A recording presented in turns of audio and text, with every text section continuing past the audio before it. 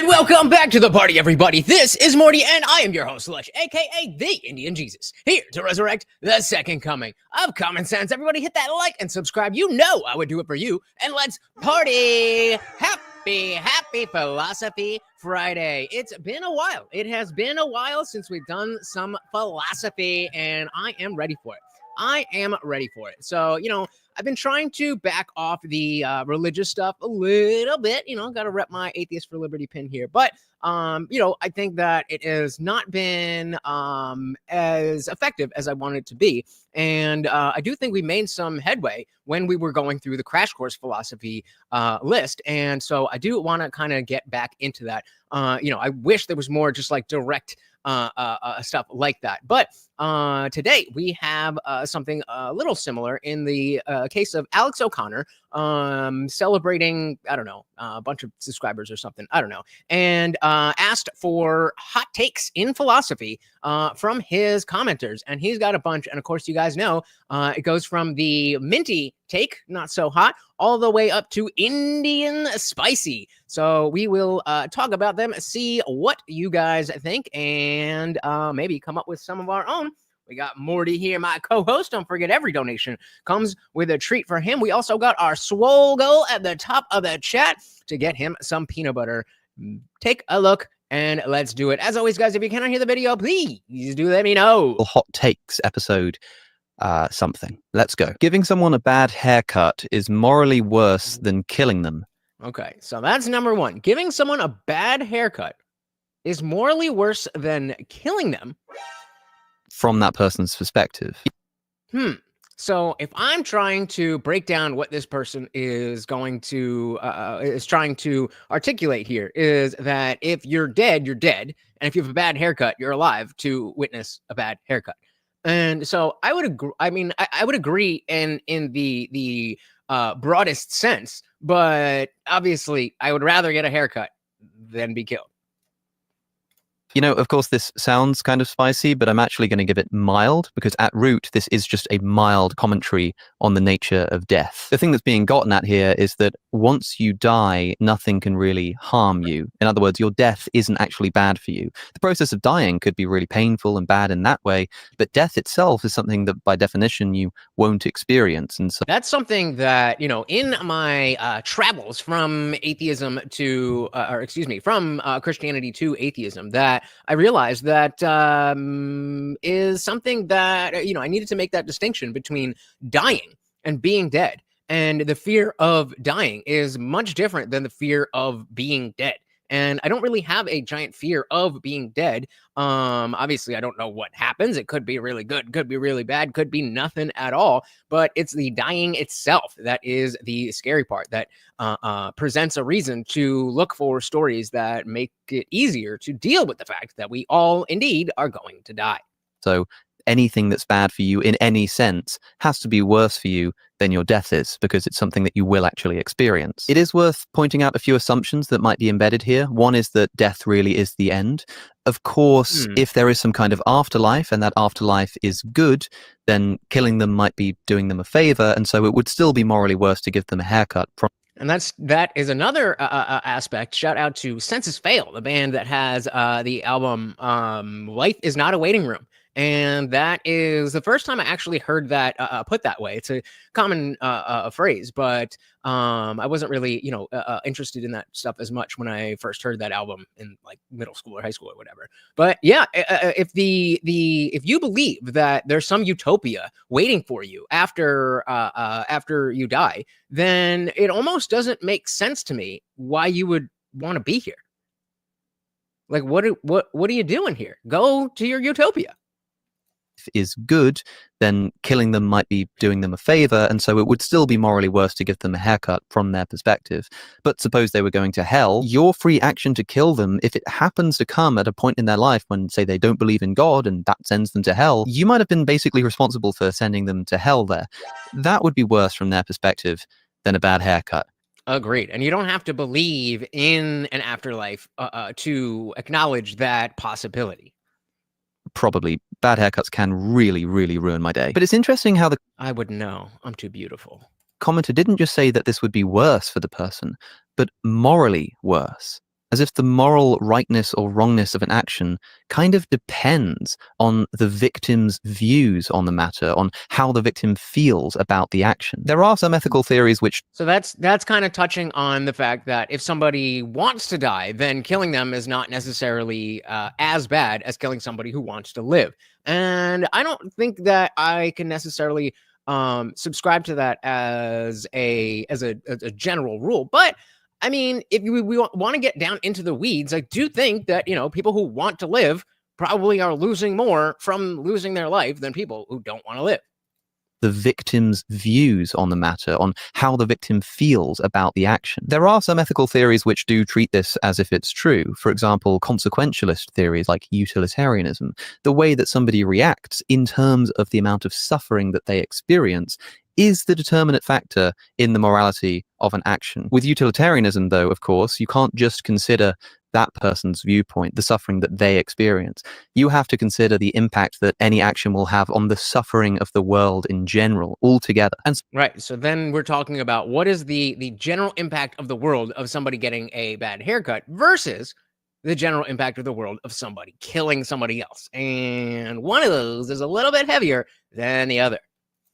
You have to consider the impact that any action will have on the suffering of the world in general, altogether. And so to say that something is morally worse for somebody from their perspective would seem to imply a view of ethics where the only thing that's relevant in determining whether something is morally right or wrong for you is your viewpoint on the matter, which is essentially a kind of moral subjectivism. But if the point being made here is just that in your subjective assessment, the haircut would feel worse than your death, this is just making a kind of trivial point about subjective preferences. I could say this about any two options. I could say that if one person just for whatever reason happens to prefer being tortured for 1,000,000 years versus living with their family for a normal 80-year existence, then from their perspective, that would be the morally preferable thing. Sure, but that's kind of uninteresting. Exactly. So, an interesting thing to think about, but ultimately a little bit of a mild take.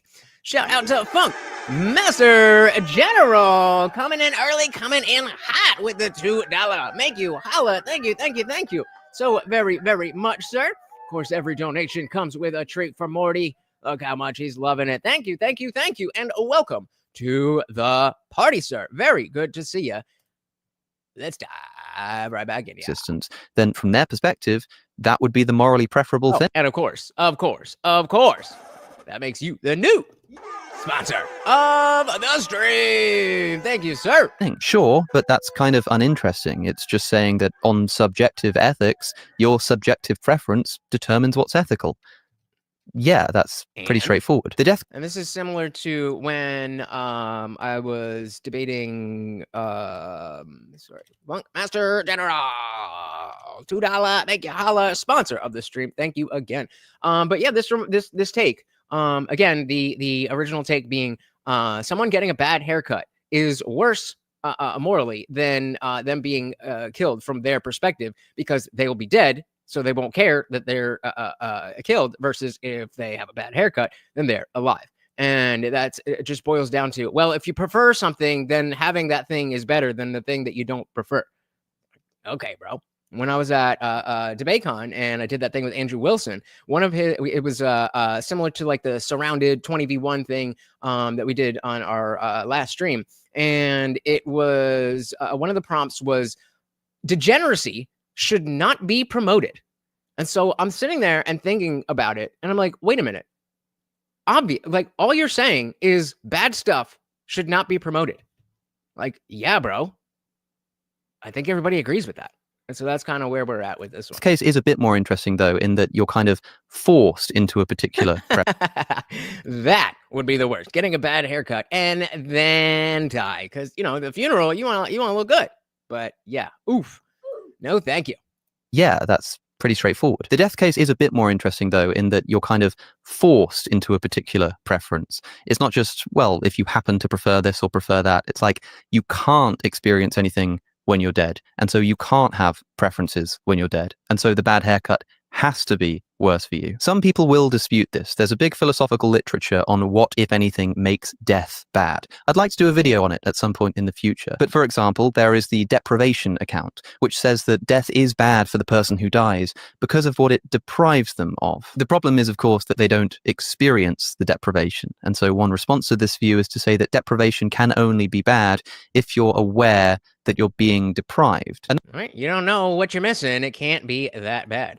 Shout out to Assassination. Welcome to the party. It says, so I'm allowed to be a dick? Well, you're definitely allowed to, depending on who you're being a dick to and how much of a dick you're being. I mean, that might cause some issues, but absolutely, you are allowed to be a dick. Welcome to the party. So this view is to say that deprivation can only be bad if you're aware that you're being deprived. Another I said, shit, me too. Actually, I mean, I don't necessarily have a problem with the transgenders. I have a problem with transgenderism. Interesting problem is that the moment you try to ascribe some positive badness to death, especially in a kind of quantifiable sense, like the number of experiences you're being deprived of, you seem to run in. All right, side quest. I just saw this. Oh, let's party. Where was it? Come on, baby. Bring it right back. I just saw it, and we were just right here. Come on. I know you're there. I saw like 2 of them. Hold on. Stick with me. Really? Of course. Facial feminization surgery. There's this person. Yes, this is what I'm looking for. Where is it? Come on, give me the goddamn video. Well, it's this chick, person, man. It's this dude getting the facial feminization surgery, and everybody's like, imagine spending all that money going through all of that and still looking like a man. So on his channel, there we go. So this is what he looks like before. The night before. That might be your best look, homie. Actually, I don't know if I can play this music. But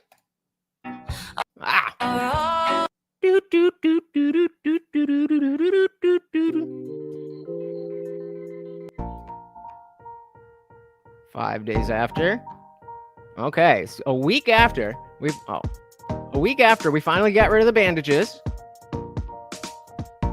And I mean, I suppose if you nail it down, then it is technically more feminine. But do you look like a woman?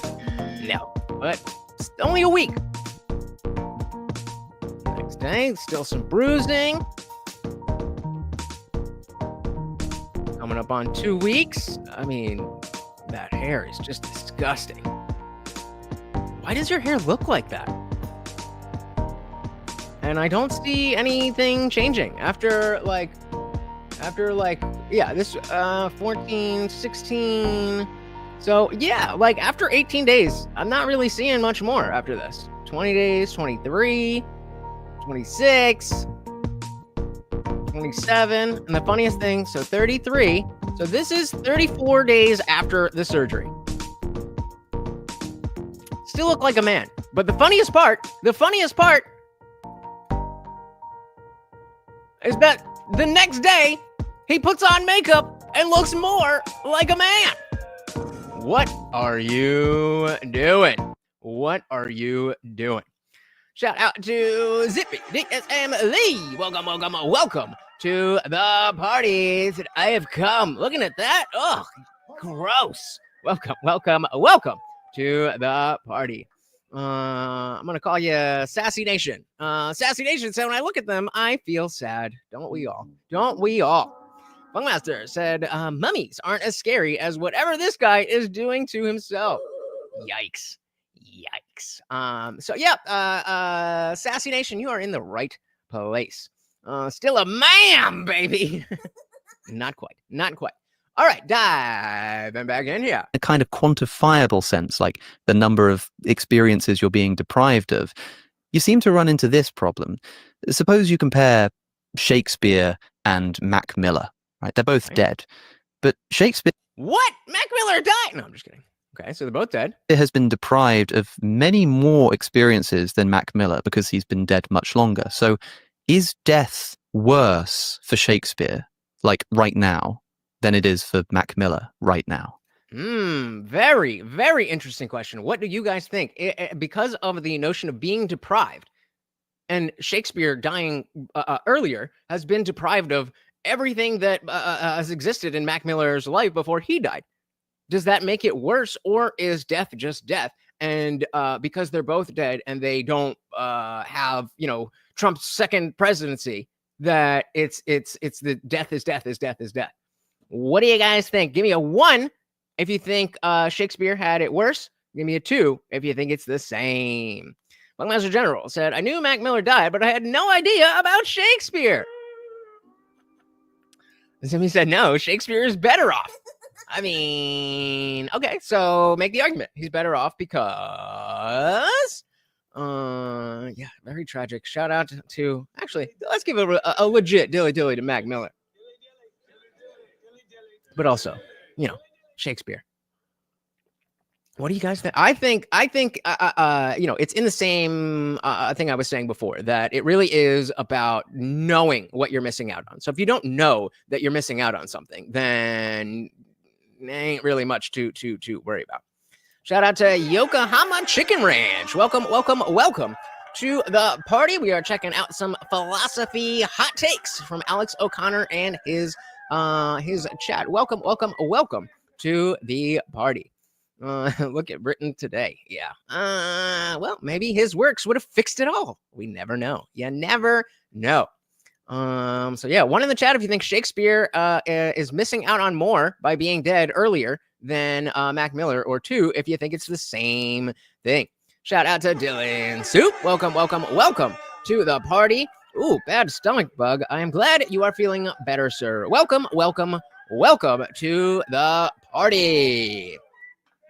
That doesn't seem quite right. Well, one response to this is to say that the deprivation account only So in case you just join us, deprived of Shakespeare and Mac Miller, right? They're both dead.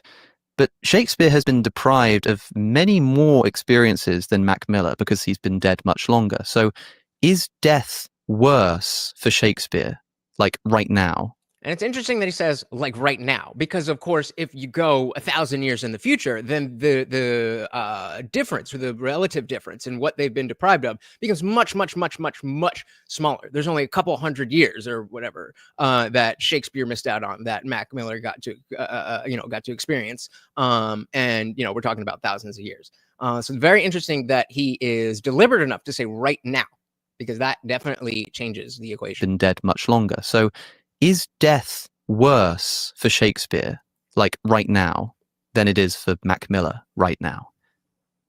That doesn't seem quite right. Well, one response to this is to say that the deprivation account only applies to things you're deprived of that you otherwise would have experienced given a natural course of human life. So like 80, 90, 100 years or so. But that seems kind of arbitrary because, at least in principle, we could one day extend human lifespans. Imagine. And speaking of that, Funkmaster, a great point here that Shakespeare lived longer. So maybe he, certain aspects of the future or his future rather, that he didn't get to experience. There's just life itself that he got to experience more of. Very interesting point there. Zippy said, right now, no, as he died recently. No, it's not worse because so then, yeah, let's go back to, let's say we go 1,000 years in the future. And when did Shakespeare die? When did Shakespeare die? 1616. So we're talking about 1616 versus what, 2022 or something like that? 18. Damn, it's been a minute.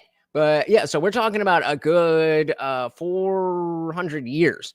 400 years of stuff that was able to, obviously, Mac Miller wasn't alive for those 400 years, but he was able to benefit from the stuff in 2018 and the years prior to 92, where he got to experience those things.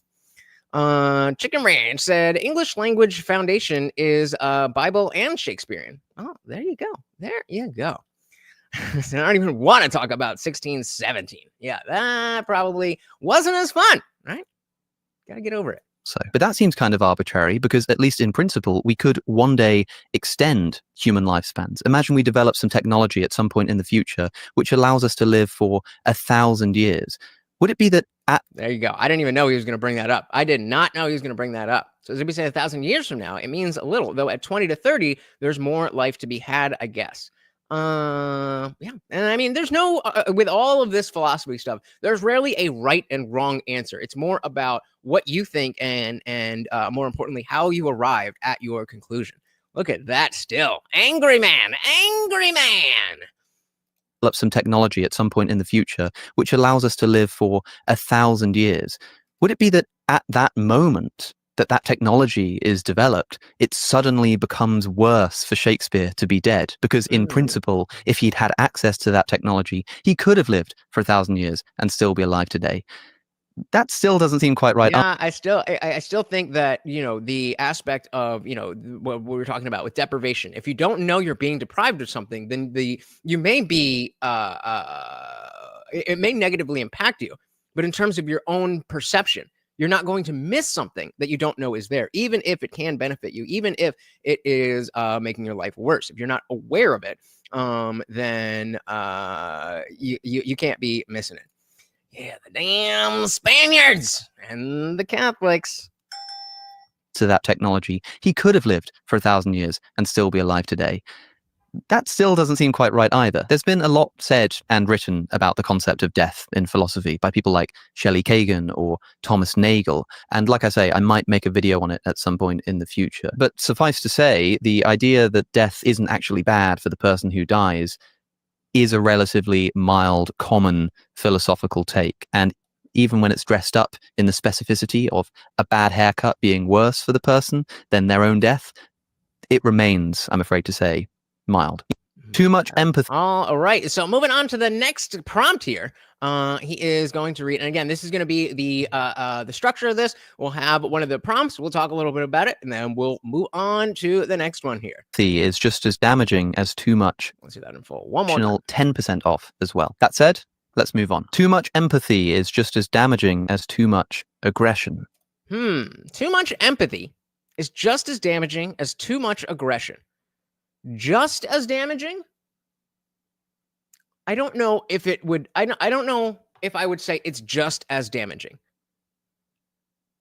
Because he doesn't say too much empathy could be just as damaging. He's making the claim that it is. So if you have somebody, let's use a scale of 100, 0 to 100. Let's say you have somebody who is, 100 out of 100 on the empathy scale. This person is claiming that person is worse than the person who has 100 on the aggression scale. And I don't think that is a straight enough line to be able to say that. If you said could be, I would completely agree. You've definitely seen instances of, that's like the entire left wing right now. They think they're empathetic, and look how much damage there is. But I would, again, argue that if that level of aggression existed on the right and as opposed to the passion, then it might be worse. What do you guys think? Zippy said, would you know you died?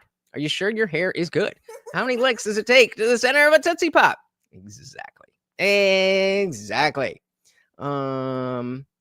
Optimistic optimism about this one or the last one?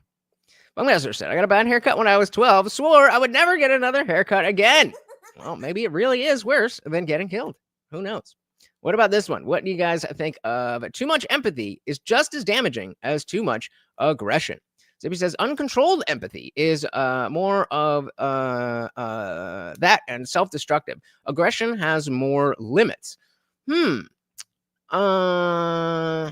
do you mean? What do you mean in terms of limits? Uncontrolled empathy I don't necessarily disagree, but what limits exactly are we talking about? Shout out to Sebastian. Welcome to the party. I do not have a philosophy degree, but anybody can do philosophy. Welcome to the party. This is our current prompt. Too much empathy is just as damaging as too much aggression. Agree or disagree, and why? And off as well. That said, let's move on. Too much empathy is just as damaging as too much aggression. Or if it's multiple choice, you can go with C. That's always the right answer. Mild. This does Ooh. seem maybe a little bit controversial, because when was the last time you met somebody and faulted them for being too empathetic? Like, that person just cares too much about other people. It seems ridiculous to say, but there is a sense in which you can imagine that person being stunted and actually ending up being someone that you kind of didn't want to hang out with. Sure. And I think the practical, when we look at it practically, the people who have too much aggression are not only going to be easier to spot, but it's probably going to be at a level that creates damage or issues to some extent, more than the person who has too much empathy to a certain degree. So again, if we use the 0 to 100 scale, if somebody has an aggression score of like 70 out of 100, then you're much more likely to see that end in something bad than somebody who has a 70 out of 100 empathy score, even though it might be, annoying to hang out with them. They are constantly letting people walk over them and they have no personality of their own, all that stuff. Damaging was the word. And so while it could potentially get to a level where you're at, 250 out of 100 of empathy, then, that could be worse than level 100 of aggression. But still, I don't know. Shout out to Love to Eat Puss 79. I love the name. Welcome. Said, care too much being harmful. Wasn't that Marx's MO?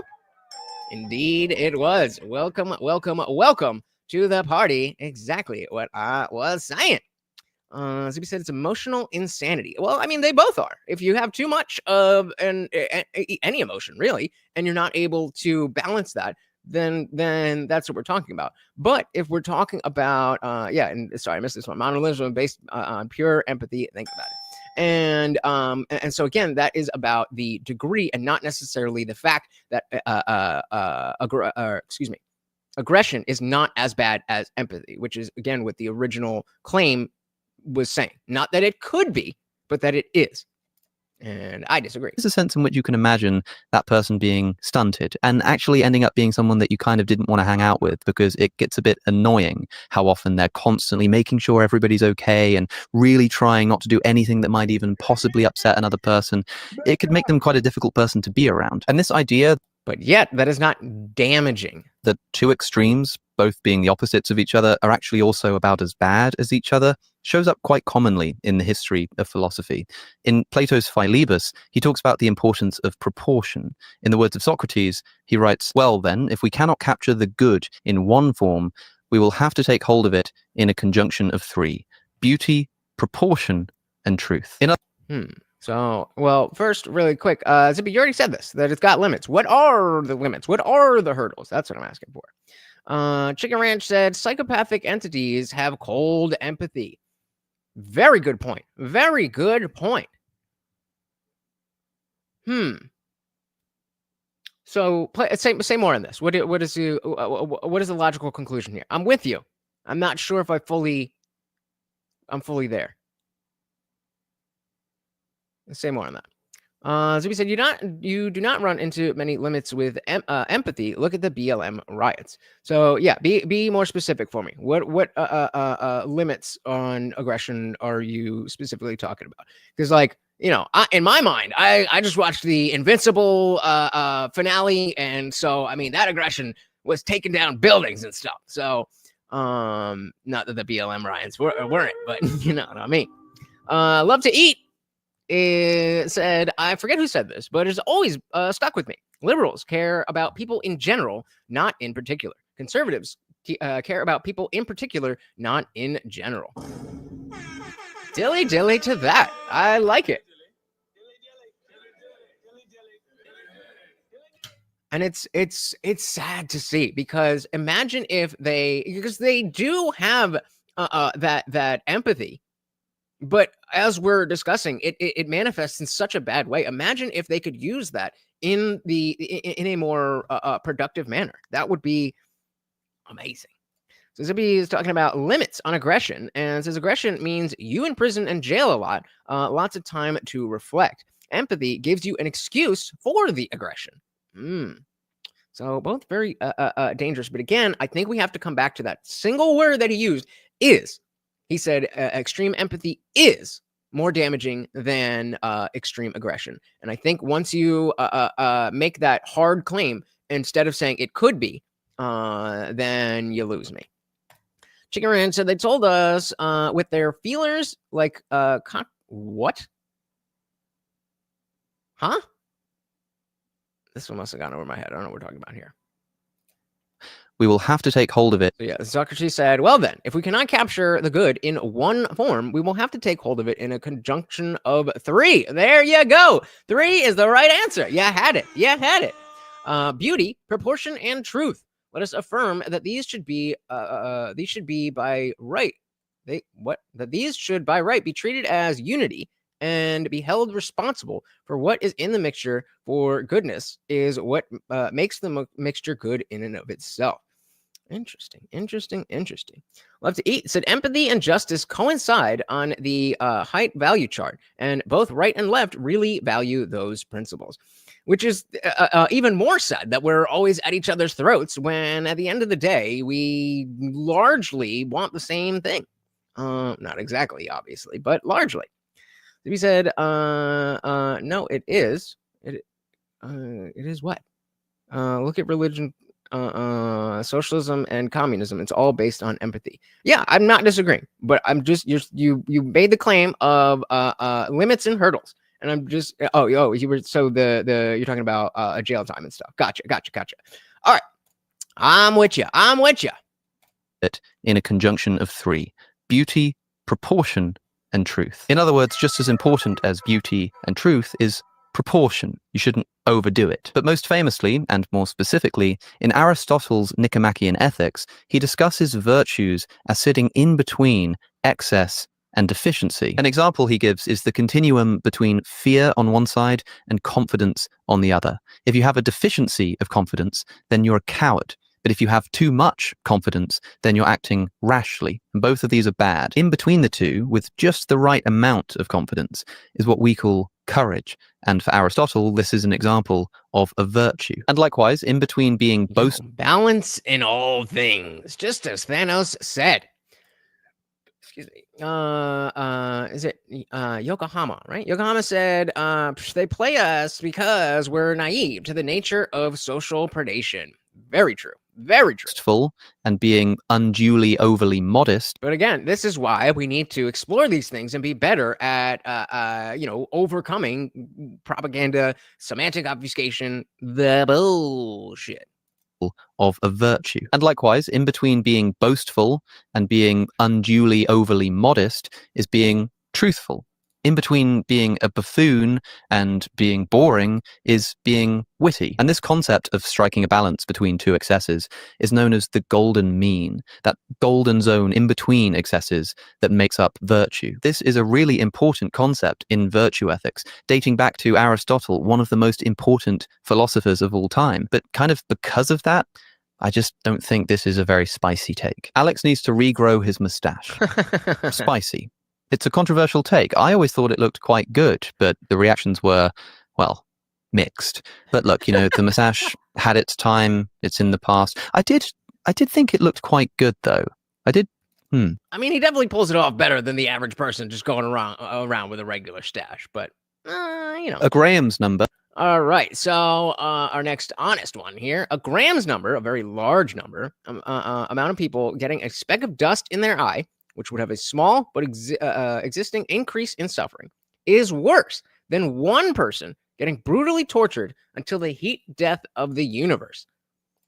So this is going down the utilitarian thing, that if we spread out all the suffering, is it better or worse? Is it the same? And are we just looking at the bottom line of how much net suffering is there?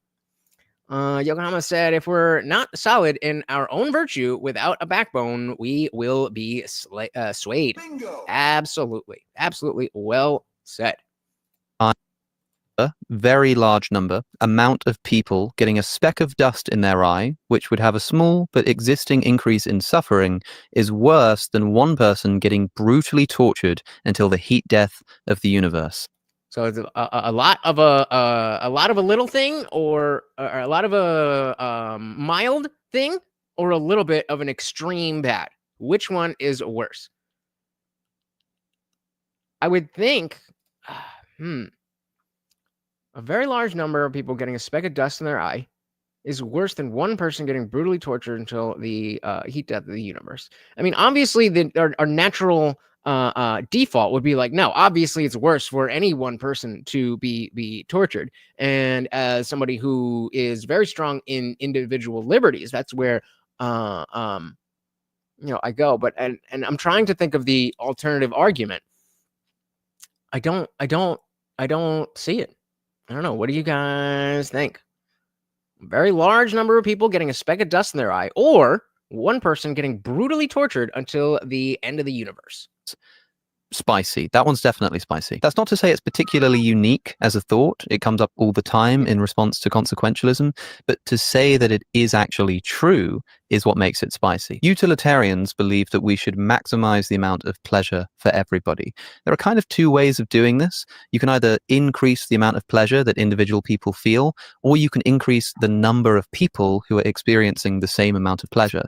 Both of these seem to have the effect of raising the overall amount of pleasure in the universe. If we're just trying to minimize suffering, then comparing one person being tortured until the end of time versus another getting a speck in their eye, it's quite clear that the second of those is preferable. But at least in principle, as long as you add a sufficient number of people getting a speck of dust in their eye and suffering for it, you will balance out the amount of suffering experienced by that one guy being tortured forever.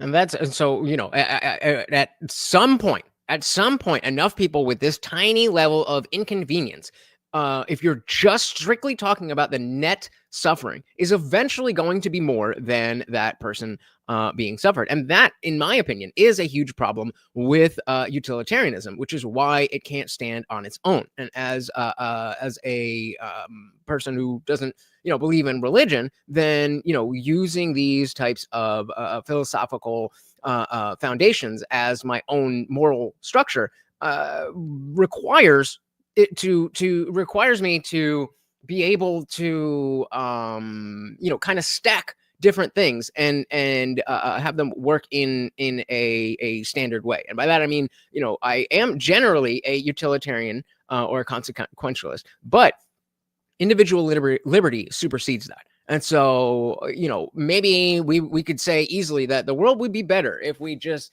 ended all the liberals. We just get rid of all the liberals and America would be an amazing place. Maybe so. And even if we were able to empirically say that is the truth, then I still wouldn't be in favor of that, because as stupid as their ideas are, liberals still have individual liberty. I've never heard of it. What is that? SLORH.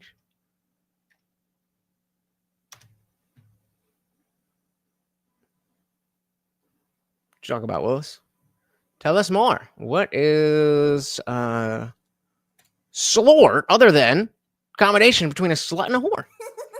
And suffering for it, you will balance out the amount of suffering experienced by that one guy being tortured forever. To be clear, this does kind of assume that suffering can be quantified, something that utilitarianism itself might need to assume. Not necessarily. It doesn't need to be quantified in order for there to be, like, we can have more of one thing than another, and us not be able to tell and be able to count that, be able to measure that. That doesn't mean that there's not more of the other.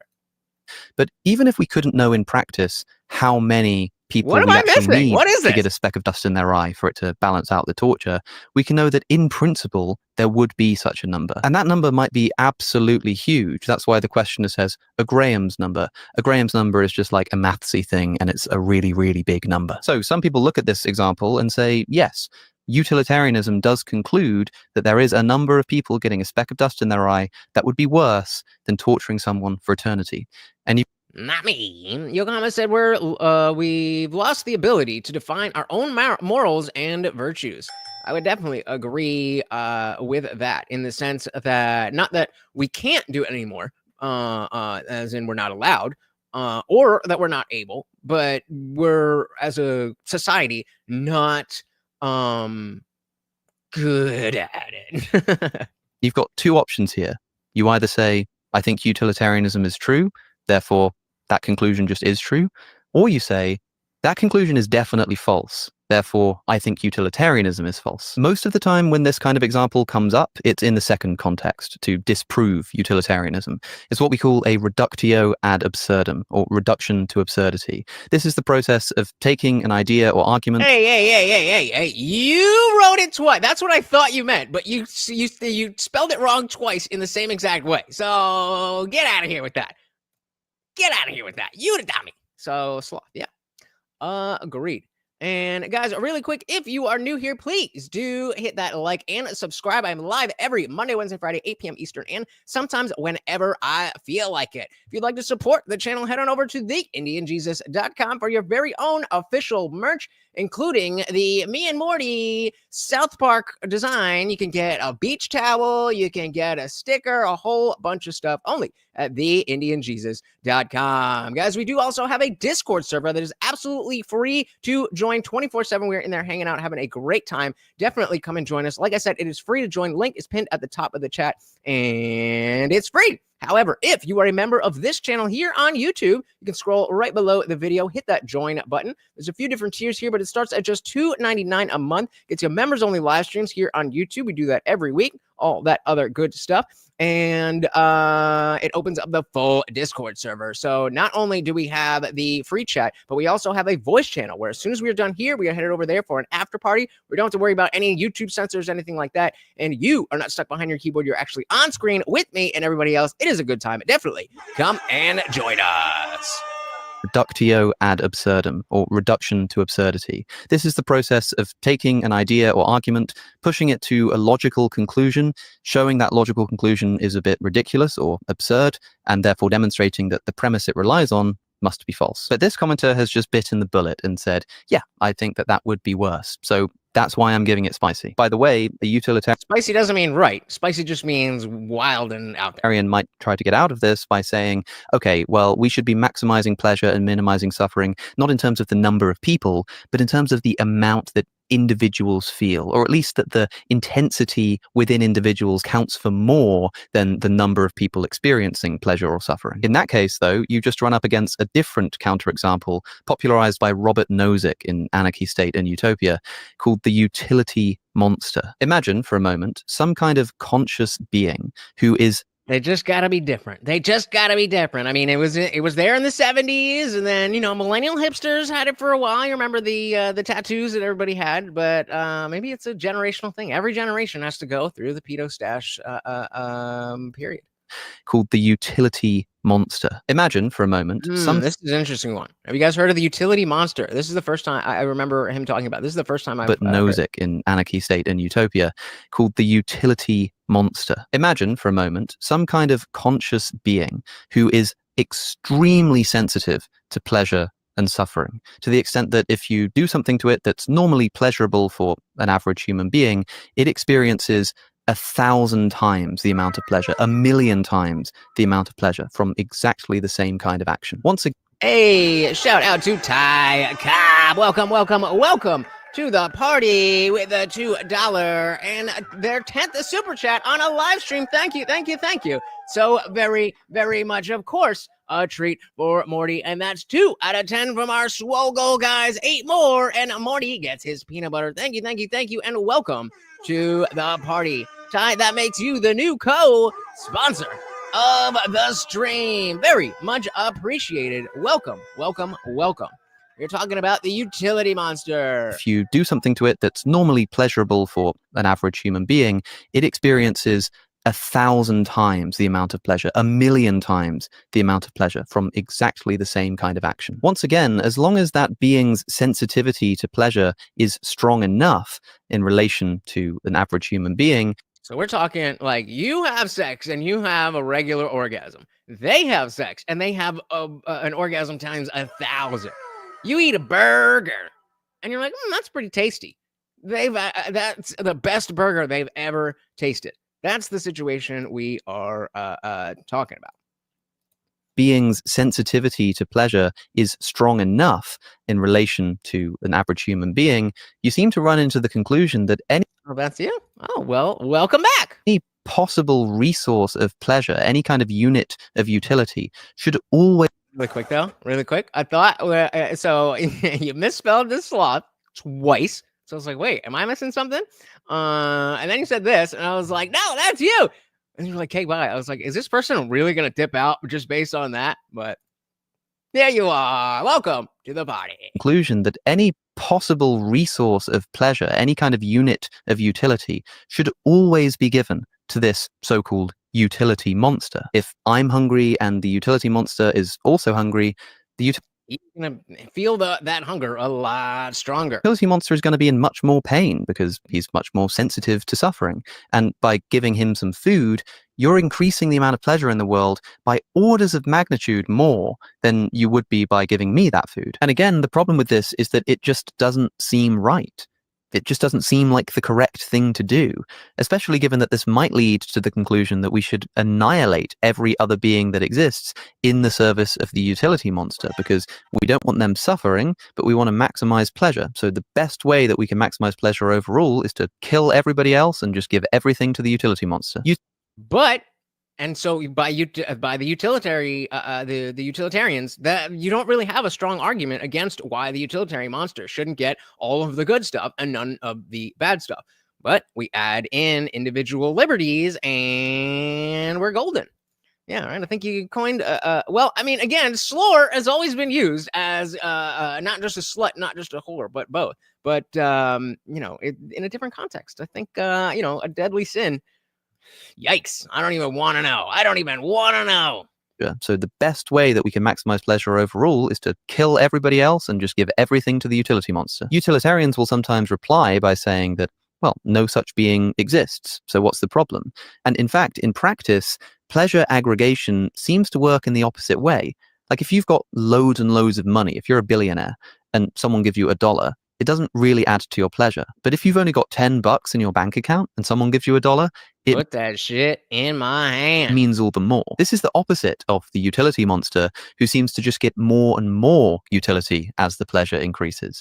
The problem is, though, that that's not a good argument because this is already a thought experiment. We're already saying this doesn't exist. We're just testing the principle. If this utility existed, then we would, how would you use your morals that you already have in the world that we do live in? How would you apply it to this? But all of that doesn't matter. I mean, sure, the utility monster doesn't exist, and it would seem a little bit weird if one did. The fighter? But so what? It's still possible that such a being could exist. There's nothing logically contradictory about such a being's existence. And as long as such a being is possible, it's enough to run against utilitarianism in principle. This is a reductio ad absurdum. If utilitarianism is the objectively correct ethical theory, then it should apply in all circumstances. And yes, this is a purposefully contrived set of circumstances with the utility monster, but its mere possibility is enough to test the principle of utilitarianism and see if it really does apply in all cases. Spoiler alert, it does not. Thus, Robert Nozick writes, utilitarian theory is embarrassed by the possibility of utility monsters. So yeah, utilitarianism has some interesting counterexamples, but this commenter doesn't see this as a counterexample, but rather just a true conclusion of a true ethical theory. So yeah, spicy. Spicy, but still kind of silly. Moving on to the next one. Ooh, I like this one. If nothing can't exist, something must necessarily exist. if there can't be the existence of nothing, then it means there has to be something. That nothing is not a practical concept. Like in the same way that they didn't have the number 0 until what the I think it was the Arabic numerals, right? They didn't have the number 0 because they didn't think of it as nothing, and so nothing itself can't exist because it's nothing, and so that must mean that there's stuffs. Love to eat. So I think people who are non-religious, I'm agnostic, struggle to define a coherent moral foundation minus God. Bingo. You are absolutely right. That is basically my entire purpose here, is to be able to reach people and see that using these types of different moral philosophies, that we can actually build a secular moral foundation and structure that doesn't need a God. We just have to actually do that. And right now, it feels like there is too much adherence to Christianity on both sides of the aisle politically. But there's too much adherence to Christianity and the acceptance that no, either this is the right answer or religion is bad altogether, and anything that comes from religion is bad. And just like we were talking about before with the two extremes, the answer is very likely in the middle, where the values, the good stuff that comes from religion, I don't think we can argue that the overwhelming majority of people who are religious today, or let's just take it in America, that they are not bad people. Where not to say that they're perfect, but they have a reason to want to be moral, whereas that doesn't necessarily exist in the atheist community, of which I'm a part. And unfortunately, that leads to a lot of bullshit and a lot of immoral behavior. And so I completely agree with you. Ty said, I know too much about nothing. Good one. Love to eat said, not to mention, Christianity is the foundation to, at the very least, Western philosophy. Bingo. And I think that is one of the things that I'll use it loosely, but the atheist community, people who are more strongly against religion, as opposed to just non-believers, are very reluctant to accept the fact that exactly what you're saying, Christianity is the foundation. And that doesn't mean you have to believe in the truth claims, but it is what it is. If nothing can't exist, something must necessarily exist. I think he's going to call that mild, because it's kind of a very basic statement. It's not very spicy in the sense that it's out there, but it is on point. I'm going to give this spicy. Perhaps the most foundational philosophical question is, why is there something rather than nothing? Mm-hmm. But there is a sense in which we could ask, well, could there have been nothing? Is that not a contradiction in terms, for there to be nothing? Is nothing not the opposite of being? If so, then could there have been nothing? No, that's a contradiction in terms. So therefore, something necessarily has to exist. Has to have been something. And that kind of trivially answers the question as to why there's something rather than nothing. It couldn't have been any other way. It's like asking why 2 + 2 is 4. It just has to be. It's a matter It is what it is. Of logic. But something doesn't seem quite right about that. I can conceive of the universe never having existed. At least I think I can. Okay, but that's the universe not existing. That doesn't mean that nothing exists. I'm not really sure what that looks like exactly, but let's be very dark, to say the least. Say I can conceptually imagine it. And maybe that's relevant here. There is a difference between what Descartes called intellectual understanding and imagination.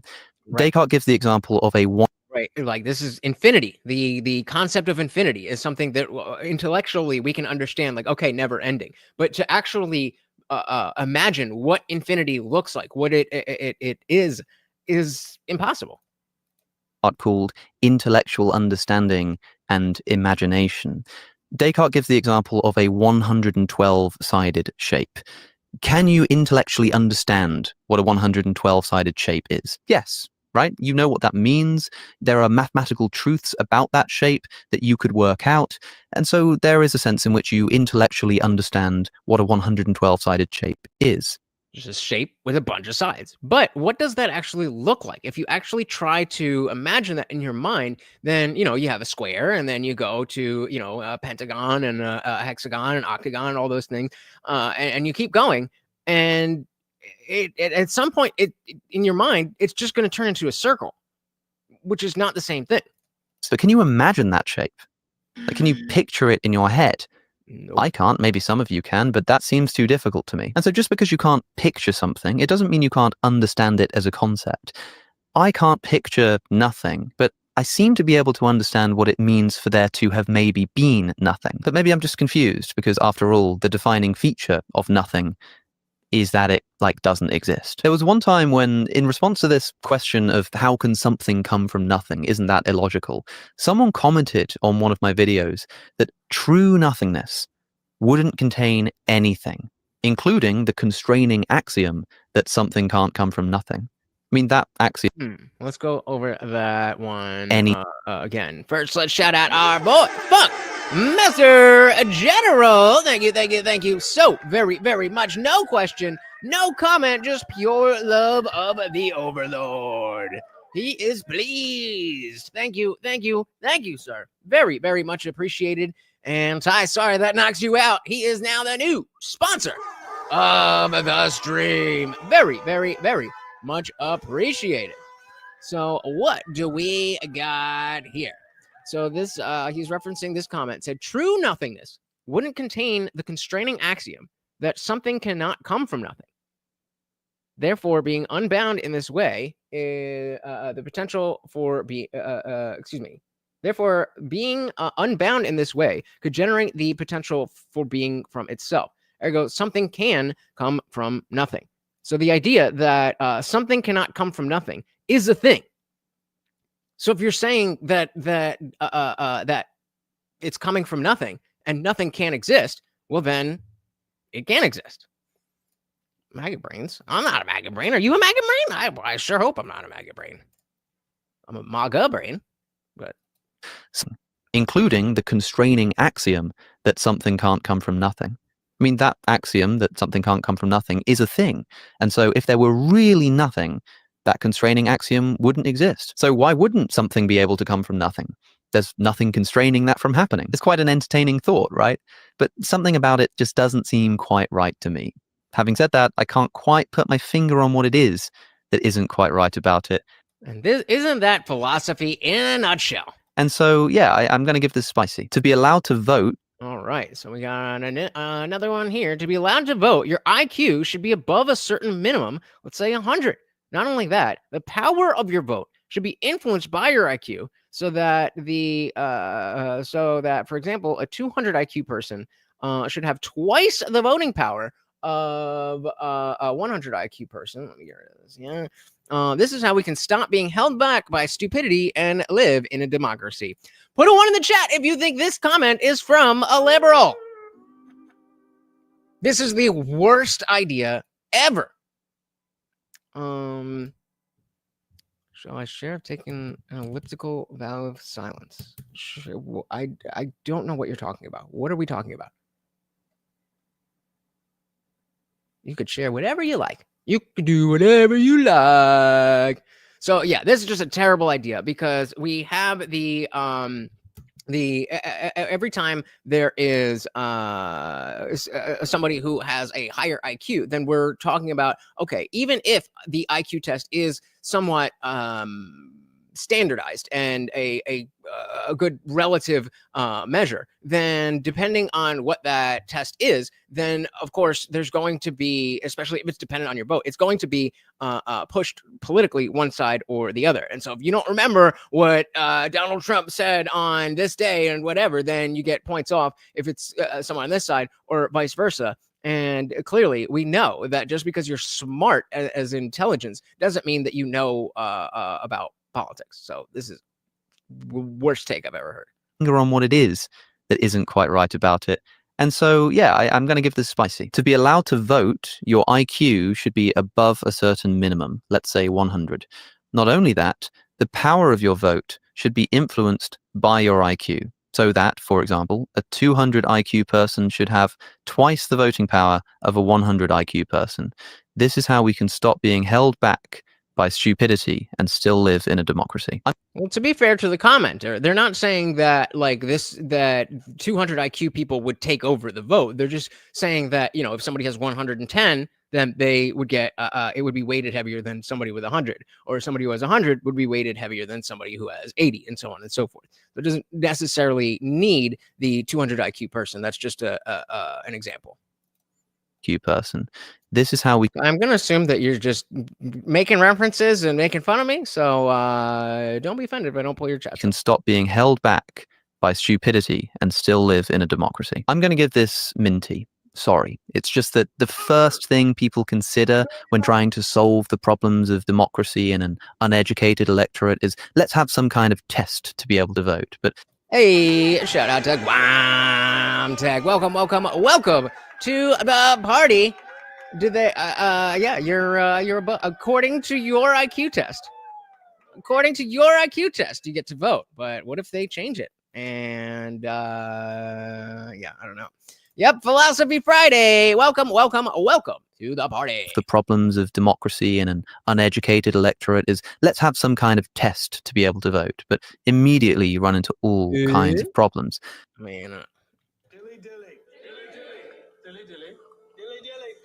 It ain't coffee, baby. It ain't coffee. It is, let's have some kind of test to be able to vote. But immediately you run into all kinds of problems.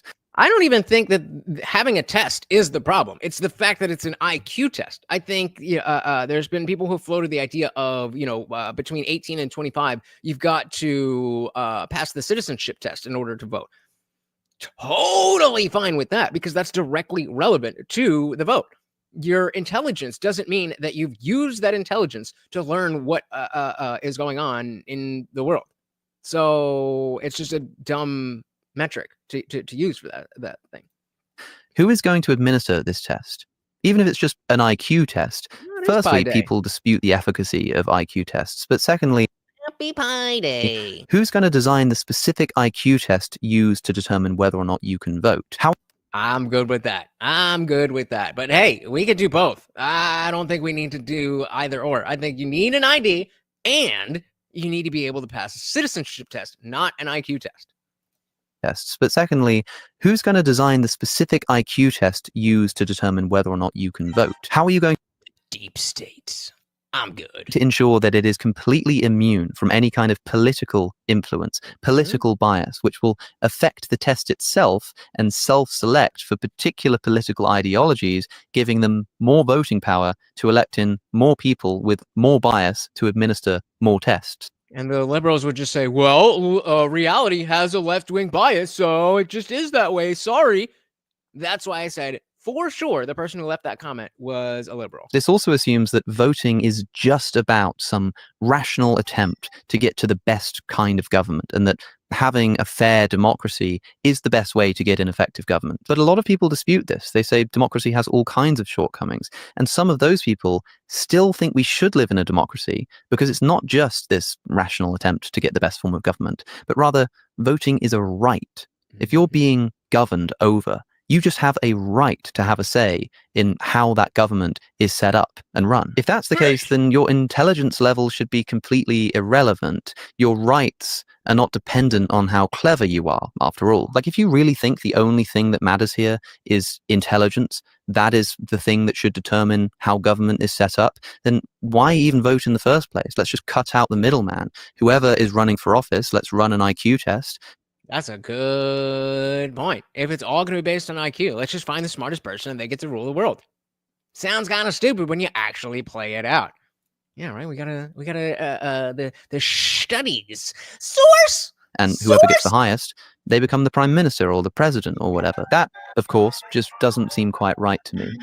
Having said all of this, the fear about uneducated people voting and the idea that there should be some kind of weighted voting system is not unheard of in the history of democratic thought. It's quite controversial to suggest it today because we're just so used to how democracies work in the modern world. But John Stuart Mill, I mean, Ty, your vote definitely won't count if you don't vote. But I mean, I hear you. Fair enough. Fair enough. I'm a red dot in a blue state, so I hear you. Example, thought that people's voting power should be determined by their education level. So he thought that people with a university education should have more votes than people without a university education. So in a way, I think this take is kind of both wrong and also not that unique, which lands it squarely in the Minty category. Monarchy. Loser! Yeah, that's just a bad. It's just a day one type of thought from somebody like a college freshman who has taken, intro to political science or something. And they think they know everything, and they'll be like, "Well, I mean, why shouldn't I get the most weighted vote ever?" No, thank you.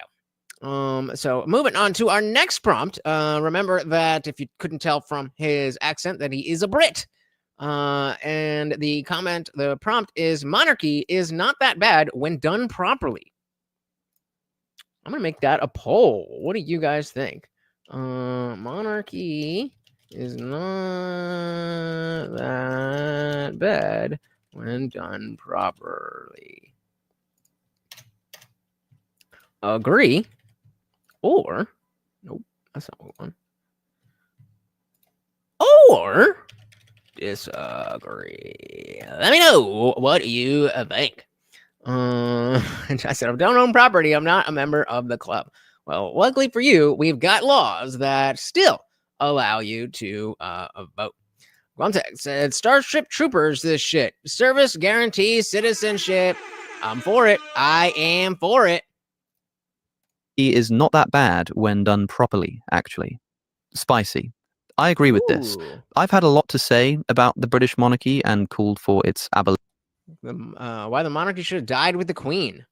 Abolition, which is still technically illegal in the United Kingdom, by the way, so whoops, I guess. But people have falsely labeled me as an anti-monarchist. It's slander. I'm not an anti-monarchist. I'm slander. I'm anti-British monarchy. The British monarchy is essentially a self-defeating institution that claims to retain this right to rule through bloodline whilst also being the head of a liberal democracy. It's contradictory. It doesn't make any sense. And not familiar with Curtis Yarvin, but I mean, we've definitely seen better and worse iterations of monarchy, but it does always seem to, or rather it never seems to actually provide the quality of life that that capitalism and republic democracy can. In a lot of the places that matter, the monarchy doesn't have any real practical power, making it kind of redundant as well. But that's not to say that if done properly, monarchy wouldn't be a great form of government. I've never lived under one.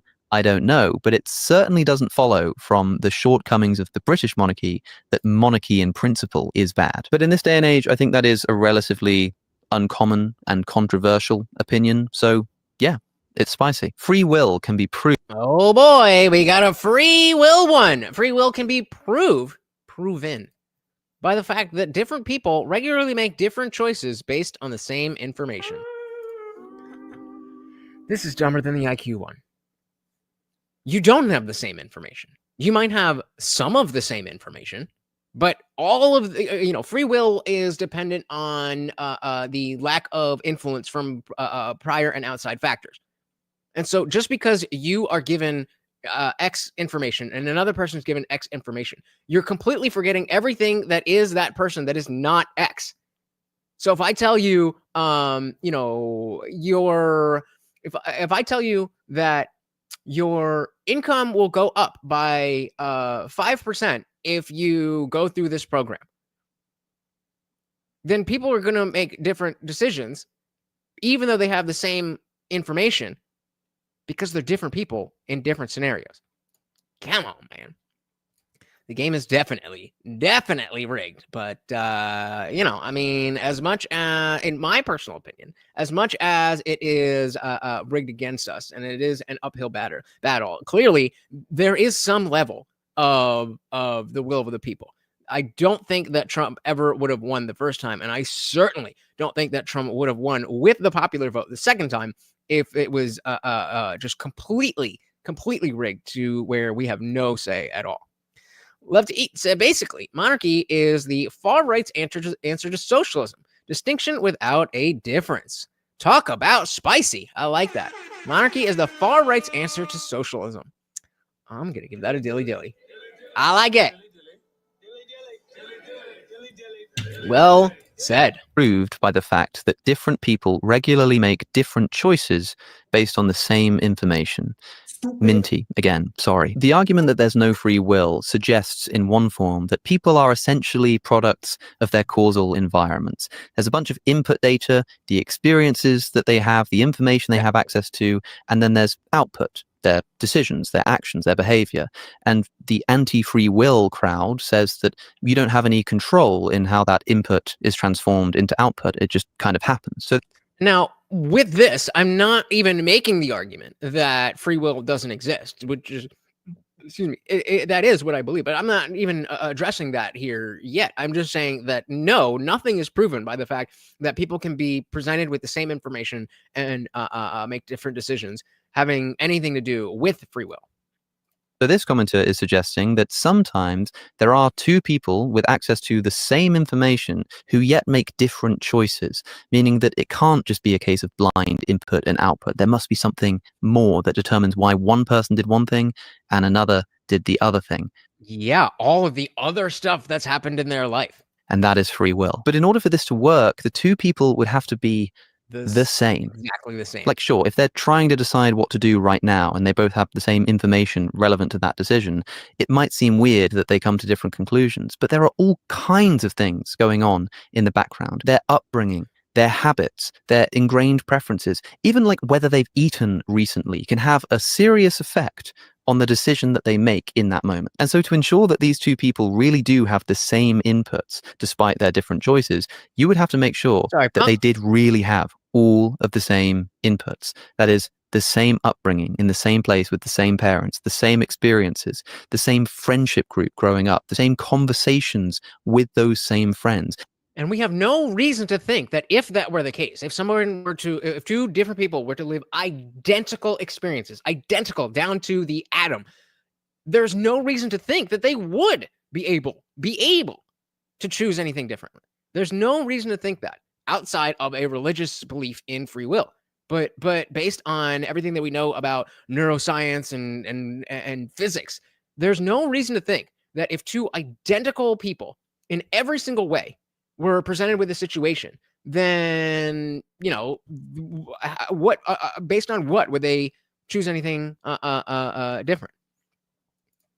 In other words, you would have to just describe a single person, because if you make all of those things the same for two people, you're not describing two people anymore. You're just describing one person. So in other words, I'm disputing this take on the grounds that I don't think such a scenario can exist. Yeah, you're basically saying if a person does a thing, that means there's no free will. What? Of course, two people can hear the same considerations and choose two different things, but there will be other factors at play. I don't think there can be two people who genuinely have the exact same inputs in every single relevant way and yet choose to do something different. I just don't think that's possible. Of course, if you believe in free will, then you might just disagree with me on this point, but there's certainly never been a test case. There have never been two people with exactly identical inputs in every possible relevant respect that we can look to in order to test whether free will exists or not. I mean, even if you take identical twins, they're not the same person. They have different experiences. They are different people. And so given that the questioner seems to assume that such pairs do exist or have existed at least at some point, they must just be talking about this kind of surface level similar input, that there's some decision to make and that two people have access to the same information there and then. Pairs like that definitely exist. They exist all the time, but they move us exactly 0 millimeters towards the conclusion that free will exists. Individuals should be allowed to... All right, so not a strong case against free will. Let's see what the next one here is. Let's go to our poll. The prompt being monarchy is not that bad when done properly. We only got 3 votes. Let's get a couple more votes on that. Disagree is winning, but let's get a couple more. Let's make it definitive. So the next prompt here from Darkest Eye. Is that a reference to a butthole? Individuals should be allowed to safely use drugs if they wish if they wish to, in specialized institutions built for that purpose. The emergence of practical problems is inevitable, but this should theoretically be an option in an ideal case. I mean, I'm for people being able to do drugs in their own home. So I think based on that, that's minty enough as it is. But yeah, sure. Individuals should be allowed to safely use drugs if they wish to in specialized institutions built for that purpose. The emergence of practical problems is inevitable. Well, I guess he's to safely use drugs if they wish to in specialized institutions built for that purpose. The emergence of practical problems is inevitable, but this should theoretically be an option in an ideal case. I think I've had this, actually. I think if this is going to be about drug decriminalization, I'm bored. If you want drug decriminalization, good luck and enjoy the society you get as a result. But frankly, I'm sick of the subject, and I'm also sick to death. Put a one in the chat if you get if you don't get the joke. I'm gonna guess most of you don't get it. So we're gonna do a little side quest here so that this is a good joke. Peter Hitchens, Alex O'Connor. So what he's referencing is this the whole thing? So yeah, what you're about to. He talked to Peter Hitchens, brother of famous atheist, late atheist Christopher Hitchens, his brother Peter Hitchens, and they want to do a podcast about drug legalization. And Peter Hitchens didn't know that was going to be the majority of the discussion. So let's go and so they've just been talking about drug legalization. Actually, let's just take a little snippet here. Right to essentially self-harm, to self-stupefy, to do things that might be at least a risk and possibly an obvious detriment to their own health. Absolutely nobody loves or cares about them. Then I suppose if they ruin their own lives, the only on the harm principle, the only reason why they could be restrained would be because of the cost to society that would then lead to.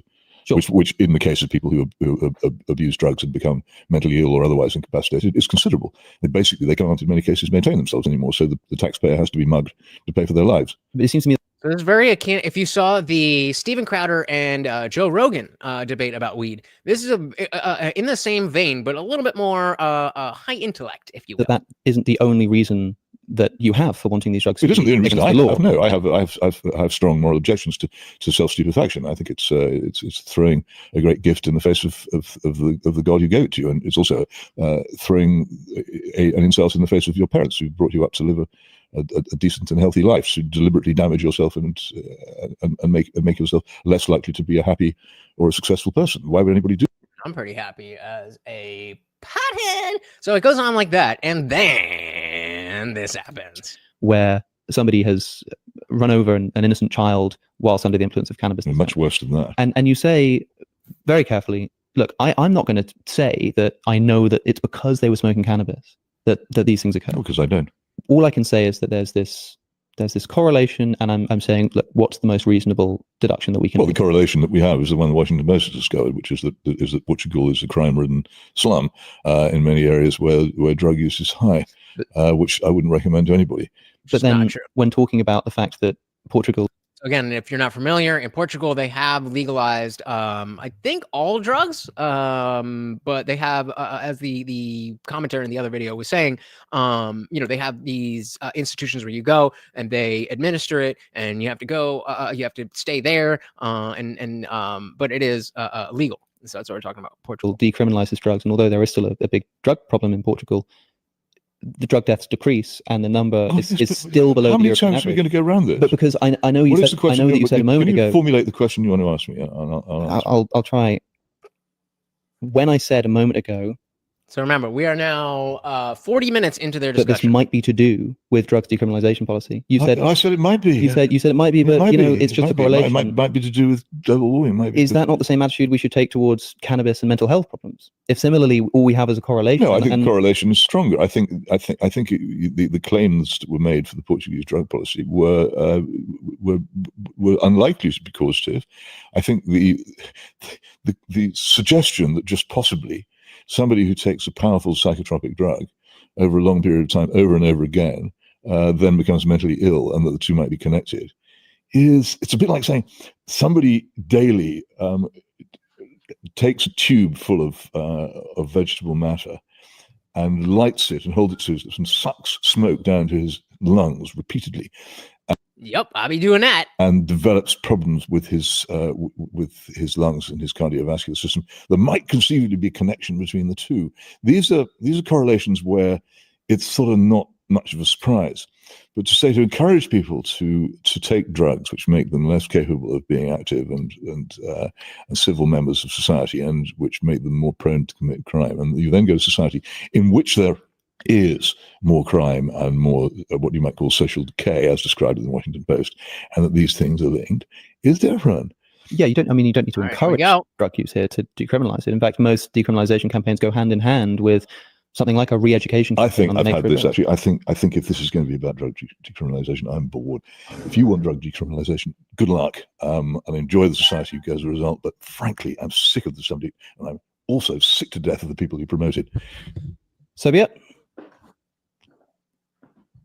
So imagine being Alex in this situation. You've created you've gotten a big name guest to talk specifically about drugs, and then he leaves because he doesn't want to talk about drugs. Will you be all right? You're entitled to use that, by the way. Feel free to do so if you want to.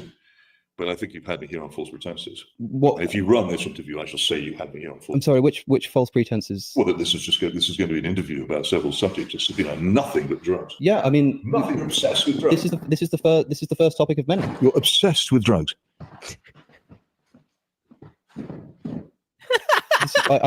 The gymming the camera.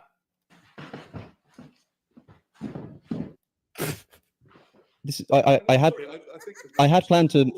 I've written about it. You've not read what I've written about it. I have. You obviously haven't read my book. I have read your book. Well, you're obviously reading it with the lights off. You're not aware of anything that I've said. I have a number. You haven't read what I've written about Portugal, which is easily found. I've read that too. Well, again, you've shown no signs of having done so. I had. You haven't put. Who else has walked off? I'm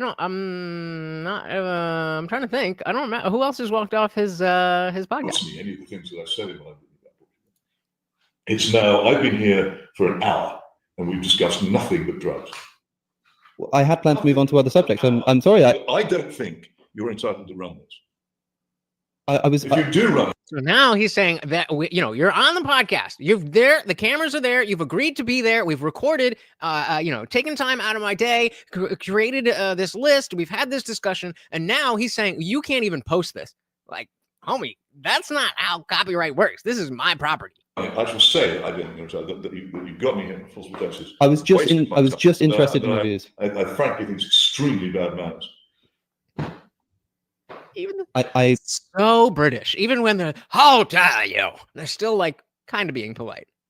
Extremely bad manners and very bad press. We spoke beforehand. I said I wanted to talk about drugs and God. You did say I want to spend an hour discussing drugs, including half an hour discussing Portugal. I'm sorry if that was too long. I really had. This interview was supposed to be an hour. We've practically finished that hour. We have not moved from the subject of drugs. I really had planned to move on. The thing that I'm disputing is that there were any false pretenses here. I asked if. Okay, so where is it saying in your communications with me? I want to interview you for an hour about drugs. Just before the interview, I said I want to talk about drugs. I want to talk about God. I want to talk about the monarchy. I came here. You said that's fine, but the monarchy's boring. You didn't say we're going to have an hour's discussion about drugs, including half the thing on Portugal. Because if you had done so, then A, I would have said no, and B, I would have been better briefed these specific questions. I thought it was a general interview on a number of subjects. I think you have acted on. You just didn't let it get there. False pretenses. I think you've been dishonest with me, and I think you behaved extremely badly. I had planned to talk to you about. You behaved badly. What are you? Drugs and God. If you run this, I should not hesitate to say so. As widely as I possibly can. I think you behaved disgracefully. Say this to me. Why should I bother to come here? I've bicycled across London in the heat to spend time being interviewed by you. And of course, now once you're here and this is on camera and people know that this is supposed to be coming out, like you're kind of stuck. And you've abused my goodwill. You've abused my hospitality. I thought we talked about. I don't want to see you again. I thought we talked about drugs and we talked about God. I'm sorry, you've talked about nothing but drugs. It was the first. You talked about nothing but drugs. We've been here for almost a full hour, which we said we were going to have. You talked about nothing. Oh, a whole hour. Oh, Mr. Peter Hitchens, an hour is a long time to talk when your job is talking. Nothing but drugs. It was the first subject that came up, and we were just going back and forth. It came up. I had following. Yeah, I brought it up. I had come follow-up questions to ask. It didn't come drifting out of the sea. You chose it. I had follow-up questions to ask you. I'm sorry if that went on for too long. It was your chosen subject for an hour. I don't believe this. I don't believe this was under false pretenses. I really nothing else. Not a syllable about anything else. I can't accept that this was under false pretenses. Also, round in circles too. You don't listen to my answers. Look, I'm seldom go across such an incompetent interview. You don't listen to my answers, so you have to ask everything over and over again. Rude, incompetent, and extremely dishonest. Well, if you like. I suppose there's nothing more I can say here. Run it if I like. Right, sure, right, if you like. I can't stop you. I think people would be interested to see your views. Morally, I don't think you're entitled to run a word. I think people would be interested to hear you're not entitled to run a word of it. You just aren't. You brought me here on false pretenses. You treated me with extreme bad manners, and you've done nothing but ask me about drugs. You didn't tell me you wanted to interview about drugs. You just did this. It's because you've got the better of me. I agree. You know almost nothing about. I don't think that's almost nothing about the subject of drugs, and you understand less. But I do think that you brought me here on false pretenses. Well, I like shout out to Alex. Maybe it is the Brit in him, but if anybody was in my house or my studio, my whatever, like, okay, I can get if you're like, I don't like that. Okay, hey, let's try to de-escalate. But at this point, I'd be like, motherfucker, then get the fuck out. I'm running this shit, and everyone's gonna see how much of a little bitch you are. Shout out to Funk Messer General. So thank you to the Overlord for letting us exist. The only reason. Thank you, Overlord, for letting us exist. Thank you, sir. Very, very much appreciated. Out sponsoring yourself. Guys, one more, and we're halfway there. Love to eat. I do want to come back to this. I just we'll finish up this little thing here. Thank you, but sir. I do think that you brought me here on false pretenses and have been extremely ill-mannered. Look, I would be happy. I don't want this to be shown. What a bitch. I would be interested to see if people share your opinion that that's how I behave. People know my opinions. No, if people share your opinion that that's how I behave today.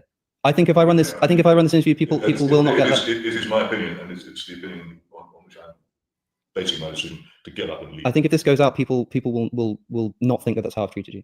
Well, because you have the power to edit it. No, I don't edit these things. I don't edit anything out. Nothing goes out. Every single word gets included. Everything. Okay. I still think this is. I still think it's a ill-mannered, dishonest, false pretenses. So I can post this interview word for word. You're here on false pretenses, and I think you should be ashamed. So I can post this interview word for word, and you think people will. I've been lured here on false pretenses. I think you should be ashamed of yourself, ashamed enough not to run it. I'm sorry. I just don't agree. I just don't agree that there were any false pretenses. I know you don't. Does that make it better that you're not even aware of what you've done? I'm bemused by this, honestly. I don't doubt it. So many episodes, we talk, we go back and forth. If there are follow-up questions, there are follow-up questions. Don't doubt that you're bemused. How long would have been too long to talk about drugs? Like if we'd have moved on half an hour earlier to talk about. Personally, 1 minute was too long to talk about drugs. So why did you? And why did you come? And so, I mean, it goes on from there. I will drop the link if you want to see the rest of it. Then, exactly what Funkmaster is saying here. Yeah, if you're going to walk off, then get to stepping already. But that is the link there if you want to see the entire discussion, including the rest of the walkout. So before we dive back into this here, we were talking about free will. And Love to Eat said, I like to refer to free will to personal agency. And if we go to a pure determinist worldview, we can't have any laws or societal structure because we don't have equal access to information. So I think that free will and personal agency are very different things. And I think that distinction is what allows us, us being people who don't believe in free will, to say that free will doesn't exist and we are in a determinist universe. So I have not exactly worked out the articulation of how it could be that we have personal agency, but we don't have free will. That is what I believe. It's I wouldn't say a half-baked thought, but it's a complicated thing. I'm not exactly sure how that plays, but yes, I think it's very important to distinguish the two. So then you say we can't have any laws or societal structure because we don't have equal access to information. What can you say more on that? What do you mean by that? I'm not fully sure what you mean. But very interesting or very important distinction. So yeah, let me know what you mean about that second part there. Side quest over. All right, let's dive back in. Oh, is this the end? Oh, this is the end. All right. So now that we know the context exist. Individuals should be allowed to safely use drugs if they wish to in specialized institutions built for that purpose. The emergence of practical problems is inevitable, but this should theoretically be an option in an ideal case. I think I've had this, actually. I think if this is going to be about drug decriminalization, I'm bored. If you want drug decriminalization, good luck and enjoy the society you get as a result. But frankly, I'm sick of the subject, and I'm also sick to death of the people who promote it. That's how you walk off an Alex O'Connor podcast. All right, so that's the first one. We're gonna go back a few years. Hey guys, it's doing the same exact thing. A little baby Alex. We got some more moral dilemmas. Let's dive right in. Hey guys, it's Cosmic Skeptic, and statistically speaking, you're probably not subscribed. So, well, do it. Subscribe. And if you really like my videos, don't forget to hit the notification bell as well, which does what the subscribe button was supposed to do in the first place, which is let you know when I release new videos. But yeah, me too. Anyway, today I thought we'd try something a little bit different. A friend of mine recently introduced me to a website called Philosophy Experiments, which is a website that has on it a bunch of quizzes. Hold on, I am going to make a note of that. Did I already make a note of that? I feel like I made a note of something. Right quick, hold on. Give me a second. No, I could have sworn I had something in my notes. Philosophy experiments. And tests and things to do with philosophy, and one of the quizzes is a quiz on ethics. It essentially puts forward a bunch of questions to do with called anyway. Today I thought we'd experiments. Okay, what you think about them. So I thought it might be interesting to essentially go through the quiz and talk you through my thinking on these particular ethical dilemmas to give you a better idea of how I think about ethics, but also so that you can play along and see what you think about these too. Now, bear in mind. Hey, shout out to KFT. Welcome to the parties. What are you working for Arby's now? Said free roast beef sliders at Arby's. All right. Love the new profile picture. Welcome to the party. Thank you so very much. We only got 2 minutes left on the goal, but we are halfway there, guys. We are halfway there. 5 $2 super chats will get Morty his peanut butter. Let's do it. Mind, these ethical dilemmas are supposed to be very difficult. So if you disagree with me, I'd love to know why. If you can let me know in the comments down below. And do bear in mind that I'm doing this off the cuff. So take everything I say with a pinch of salt, but I'll try and be as accurate and thorough as I possibly can. So the first question is one that I think will be quite familiar to viewers of this channel. You pass someone in the street who is in severe need, and you are able to help them at little cost to yourself.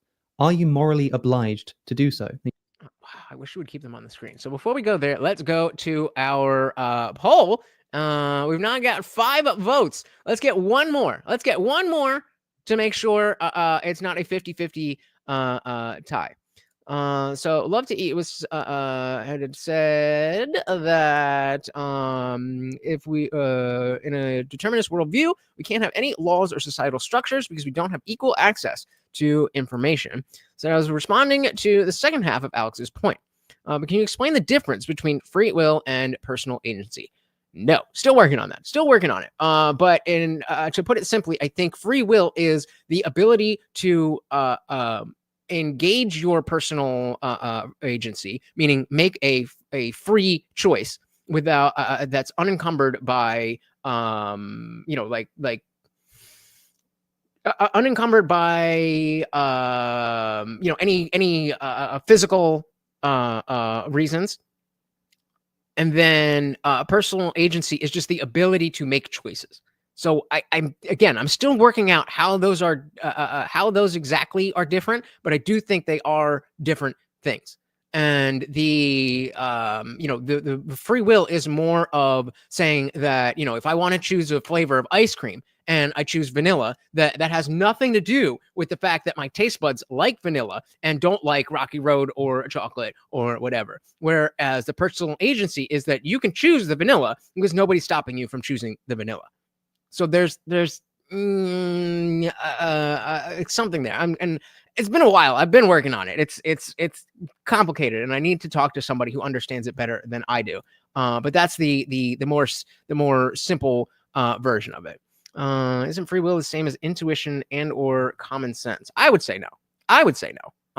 But I mean, if you can make that argument, I'm always willing to change my mind. Shout out to Lou Scott in the building. Welcome to the party. Said Trump is our king now. There you go. I mean, 4-year king. I'm about it. 8 years. And he was really in power while, not in power, but he was definitely had huge influence while Biden was in there as well. So I will take it. Welcome to the party. Thank you so very, very much, Lou. Good to see you. Ty said, what if Morty has a peanut allergy? If he had a peanut allergy, he'd be dead. I've got a bunch of these peanut butter jars where he's been able to get as much as he can stick his head in. And so I have one that I cut off so that he can get the rest. So I think I would know. Let's see. It said free will. God told me so. That's pretty much where it's at. All right, let's dive back in. Welcome, Lou, to the party. So the question is, you pass someone on the street who's in severe need, and you are able to help them at little cost to yourself. Are you morally obliged to do so? So give me an answer. We'll do 1, 2, and 3. So are you strongly obliged to help that person? Are you obliged, but like kind of not really, or you have no obligation to that person? Pass someone in the street who's in severe need, and you are able to help at little cost to yourself. I would say weakly obliged. Because in general, I do think that there is an obligation that the social contract is that, to some level we're looking out for each other. That being said, especially nowadays where you can get a lawsuit for anything. I remember, oh man, I must have been like 6 or 7 years old, and I was with my dad at the hair cutting place that we went to, and there was an old lady that passed out, and my dad being a doctor, they were asking, is there a doctor in the house? My dad helped him, whatever.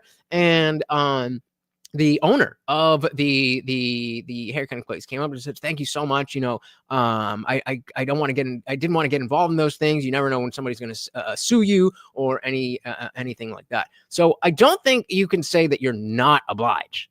I do think there is some type of obligation, but it's rather weak. So I'm gonna go with weakly obliged. So let's see. He's saying free will is God told me so. Personal agency is my intuition and instincts told me so. I don't know if I necessarily fully agree with that, but again, I don't have a better answer. So working distinction. Gontek said weekly. Bad things happen when good men do nothing. Agreed. What about the rest of you guys? 1, strongly obliged. 2, weakly obliged. Or 3, not obliged at all. And you are able to help them at little cost to yourself. Are you morally obliged to do so? Now, you might be surprised at how I answer this question. I've spoken a lot about. So he's probably going to say. So if I'm going to be surprised, then he's probably going to say not obliged. About the ethics of charity and the ethics of reducing suffering where we can, especially with relation to veganism. And so you might think that I can quite simply answer this question by saying, yes, if you're in a circumstance where you can help someone who's severely in need at a comparatively low cost to yourself, you should always be obligated to do so. But we must consider the implication of the word obligated or obliged here. To say that you're obliged to do something is to say that it is wrong of you not to do it. Right. In any circumstance like this. Yeah. So if you say, ought you help this person, then the clear answer is, yeah, you ought to help this person. But you being obligated is a much stronger claim. Where someone's suffering severely and you can help them at little cost to yourself, it is always wrong of you not to do so.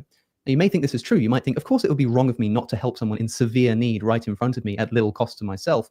But we must consider the implications of this. I mean, you can come up with 1,000,001 scenarios where that is just not the case. Somebody falls onto the subway tracks Are you obliged to, go down there and see if you can help them? Okay, maybe you say that's not to a small cost. But the point being that I think this is where he's going to go with this. Again, this video is 3 years old. This is from March of 2021. So we're going back a little, and he's also a Brit, so American politics are not going to be at his forefront. But I think that's what he's going to allude to. The fact is that since we live in a world that is infused with incalculable amounts of suffering all over the globe, and we also live in a world where it's incredibly easy for us to help these people due to the existence of charities, which now, given the internet, you can donate to these charities simply by logging on your computer. Whatever device you're currently watching this video on, you could just open a tab, go to a charity like Oxfam, or the Indian Jesus, donate some money, and have a very real effect on people whose lives are severely in need of help. But here's the problem. If we say that if you find yourself in a situation where you can help someone who is severely in need at a comparatively lower cost to yourself, it is wrong for you. Every time that situation comes about, you are obliged to help them. It is wrong for you not to help them. And we have to consider that there is never a time that you are not in that situation, right? Because of the fact that charities exist and they operate 24/7, you can always be donating money. And the fact that there is an endless supply of suffering people on planet Earth, you are never not in this situation. That's a very interesting way to approach it, because exactly as I was saying, typically, if you think about that, you're going to think about somebody who is uniquely and imminently in physical danger, but that's not always necessarily the case. And if we are just talking about somebody in need, he's right. There's people in need all the time that you can help at little cost to yourself. But the combination of helping all of those people would render you unable to help anybody, including yourself. Guanteg said, weakly is better than strongly, because good men should also be allowed to determine whether there are harmful consequences to themselves by helping. Agreed. You are always in the situation where you can help somebody by a significantly less cost to yourself by donating some money to these charities. If we say that you're morally obligated in any situation where someone is suffering severely and you can help them at comparatively little cost to yourself to help them, if you say that that is a moral obligation, then that means whenever you find yourself in that circumstance, that's what you have to do. But we're always in that circumstance because we can always help somebody by donating to charity. What that means is that, you shouldn't be watching this video right now. You should be opening another tab and donating to charity, and doing that, or the Indian Jesus, practically all the time. So I think that he is going to come down on not obliged, not obligated, whatever, because of that fact. Because then if you say it's obligated in one situation, then all of those are the same. Because you're never not in a situation where someone's suffering severely somewhere in the world and you can help them simply by pressing a button and sending them over a bit of money. Now, the problem with saying that this is an obligation that we all have is that it will completely upend the way that we all live our lives. For instance, it becomes obligatory that you never again eat out at a restaurant, or never ever again buy a new book that you don't really need to read. Things like this, because that money that you spent could have gone towards helping somebody who is severely suffering. And so it would be quite a little cost to you comparatively to give up that meal or not read that book if you can buy a malaria net, which may actually save someone's life somewhere else in the world. Very true. But because we live in a world where this is always a possibility, there's always more money that could be given. You are means not that you essentially would commit obliged. yourself to selling all of your non-essential possessions. So maybe you'd be allowed to keep your house. You might need to downsize it though, because you don't need that big of a house. You probably wouldn't need to buy a car, because you can probably get by getting the bus or cycling or something like this. You can never really buy books. You can never buy a TV. You've got to cancel your Netflix subscription. You have to get rid of... Oh, no. I need my Netflix. But this is exactly why we want to explore these things and play them out and not just think about them on a surface level. And that's, I think, just across society, take it out of politics, religion, just in general. I think people are, it's become too easy to just take things at face value and not have to dig into them, and to be able to, excuse me. You don't have to dig into things, and you can get by just having a very cursory understanding of anything. And I don't think that's a good thing. Of everything that is strictly not essential to your life, because somebody else suffering and genuinely severely suffering and possibly on the brink of death, surely that suffering is going to be far more important than the suffering that you'll receive from not watching Netflix. But I think our intuitions tell us that this isn't a fair thing to ask of somebody. It may be virtuous for somebody to sell all of their non-essential possessions and give the money to charity. Yeah, just like Bill Gates did, right? You remember when that was like the story that, oh my God, Bill Gates gave away all his money. Did he though? somehow he's masterfully rich again. Imagine that. But I don't think it would be fair to say that they're obligated to do so, right? Clearly, it can't be an obligation in my view, because otherwise there would be no books behind me. I'd have sold them all and given the money to charity. So how do we kind of square these intuitions that we feel? Well, I think this all has to do with the wording of the question, right? The question asks, you pass someone in the street who is in severe need and you are able to help them at little cost to yourself. Are you morally obliged to do so? Now, I would say that although we have an obligation to kind of, as much as we practically can, help those who are suffering at little cost to ourselves, we can't say that in any given situation, you will have a moral obligation to help them in that situation. I think we have a moral obligation overall to help a significant number of people in this kind of situation, but you can't say that in every instance of that situation, you're morally obliged to help. Because if you do, you're led to this conclusion where you can basically never do anything ever again because you're spending your entire life giving money to charity. So we can say that you have a general moral obligation to sufficiently help the suffering, but it doesn't follow that in literally every situation where you have that opportunity, you have to do so. Now, some of you Anybody disagree? I think that is a great conclusion. out there might be thinking, well, hold on. If you don't think it's an obligation to, try and prevent this person's suffering in every circumstance, what about the implications for veganism, right? Does that mean that every so often... This was his vegan era. So he went around this time, he went hard into veganism, and he no longer is a vegan for, I don't even remember exactly the reasons. I think it's health along with just the convenience. I don't remember exactly, but this is when he was riding hard for veganism. Often I can have a bit of steak or, have some eggs or something. Oh, maybe it was right before that. Because, I have a general obligation not to cause suffering, but I don't have to do it in every given situation.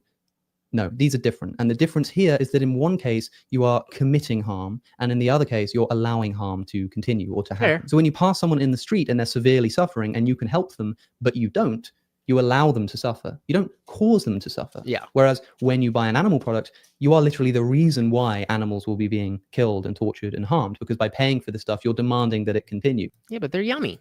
It's not the same as allowing these animals to suffer. You're actually causing it. And I think this is a relevant distinction. I do think that in all circumstances where you can avoid causing suffering, you should do so. But I don't think that it's an obligation that in all circumstances where you can prevent someone from suffering, you have an obligation to do so. So yeah, a very important distinction that if you're the causal factor, then yes, you always have the obligation to not be that causal factor as much as is practically practical. But if that is different than allowing suffering that is already happening to continue. I think there are some circumstances in which you do have an obligation to prevent someone from suffering, but I just don't think that we can say it as a general rule that anytime you find yourself in this situation, you're obligated to help. Sometimes you might be obligated to help, depending on the specifics of the circumstance, but I don't think we can extract from this a general broad principle, as someone like Peter Singer does, that this means that anytime we're in that situation, we must be similarly obligated to help, and thereby, because we are always in that situation, given that there are always people suffering who we can always help at considerably less cost to ourselves, we must always do so. I think that would destroy our lives, and I think we would all agree that it would be too much to ask of a person. So with those caveats in place, I think I have to go with not obliged. Called it! Question number 2. You have a... All right, question number 2. Brother. You have a brother. Know that someone has been seriously injured as a result of criminal activity undertaken by him. Okay, so your brother's fucked some shit up. Let's use the Cuomos. So this is Chris Cuomo. He has a brother that put COVID patients into nursing homes. So that's what we're talking about here. Chris Cuomo. You live in a country where the police and legal system are generally trustworthy. Generally is doing a lot of work there, but yes. Are you morally obliged to inform them about your brother's crime? Now, whether or not you will do it or not, let's make this another poll. Whether or not you will do it or not is a different question than whether you are obligated to do so. So you might be obligated to do something and determine, no, I'm not going to do what I'm obligated to do. So we're not talking about, will you rat on your brother? The question is, should you be in the position where it's wrong to not rat out your brother? So let's say, is it wrong to not rat out your brother? And again, you could say, yes, it is wrong, but that's my brother. I don't care. My loyalty to my brother supersedes whatever moral obligation exists here. So it's not, will you do it? Is it wrong or not? System are generally trustworthy. Are you morally obliged to inform them about your brother's crime? My intuition here says yes. Of course, one can psychologically understand why it would be more difficult for someone to turn in their brother or a family member that they care about. But I think the question is getting at this idea that, considering that generally speaking, if we know someone has committed a serious crime that is worthy of being punished, we should turn them in. Can we allow ourselves to make an exception because if it's our family member, it's so difficult for us to turn them in? No, I don't buy this for a second. I disagree. I think that the bonds, the ability to have that community and that family structure does include that particular exception. My personal opinion. Do you guys agree or not? Hit the poll. Hit the goddamn poll. I don't think it matters if this person is your brother or your mother or just a stranger on the street. If they've committed a crime that genuinely deserves punishment, then I think you do have a moral obligation to report that. Now, I think, of course, there are exceptions to this for unjust laws. The question makes this very clear. You live in a country where the police and legal system are generally trustworthy, but it doesn't specify that the legal system is kind of accurate and properly tracks morality. Oh, yeah. So if it's a bad law, if it's a law that I don't agree with, I ain't saying shit. For instance, if in the United Kingdom, the police I don't even really like my brother and legal system were generally trustworthy, but they had a terrible law that said that, if you read a particular book, you should be thrown in jail, then no, I don't think I'd have an obligation to turn that person in. So I think we also have to assume that the laws are just. And I think that in this instance, if somebody's been severely injured as a result of criminal activity, we probably agree that that activity was unjust because it caused this suffering, in which case I think you have as much obligation to turn your brother in as you do a stranger. I think that's what the question's getting at. I think by specifying it's your brother, I think it's trying to get at this idea that is there some difference between turning in a stranger and turning in your brother? And I think there is. I think it is, it's not necessarily that it's totally fine to, do whatever you can to, hide the body and lie to the cops and do all this morally. But I do think, again, practically, it is something that is an acceptable exception to the rule that if you know somebody's done a crime, that you should report it. Also, there's, the notion of how you feel about the justice system in general, the police in general. If I, have a much stronger allegiance to my family than the police, then that's your fucking job. It's not my job to arrest people. If you find him, I'm not going to lie and say he didn't do it, depending on what we're talking about. But I'm not going to help you. I'm not going to help you put my brother away. And I have to say that no, there isn't, in my view. Question 4, you are able to help some people, but unfortunately, you can only do so by harming other people. Sounds like the trolley problem. The number of people harmed will always be 10% of those helped. The number of people harmed. So there's you can help people, but it will always harm other people. But the people that are harmed is only 10% of the help. When considering whether it is morally justified to help, does the actual number of people involved make any difference? For example, does it make a difference if you're helping 10 people by harming one person rather than helping 100,000 people by harming 10,000 people? This question is absolutely fascinating, right? You may have thought, as I thought when I first read this, that the question was about to ask whether it's permissible to harm some people to help a larger number of people. But that's not what it's asking. It's saying, does it make a difference if you're harming one person to save 10 people or harming 10,000 people to save 100,000 people, right? The proportions are the same. You're helping. This is a similar type of example that we often give when it comes to failure rates in products. Whether we're talking about an iPhone or a plane or whatever, that if there is 1 million units and 10% of those units fail, well, now you have 100,000 failures.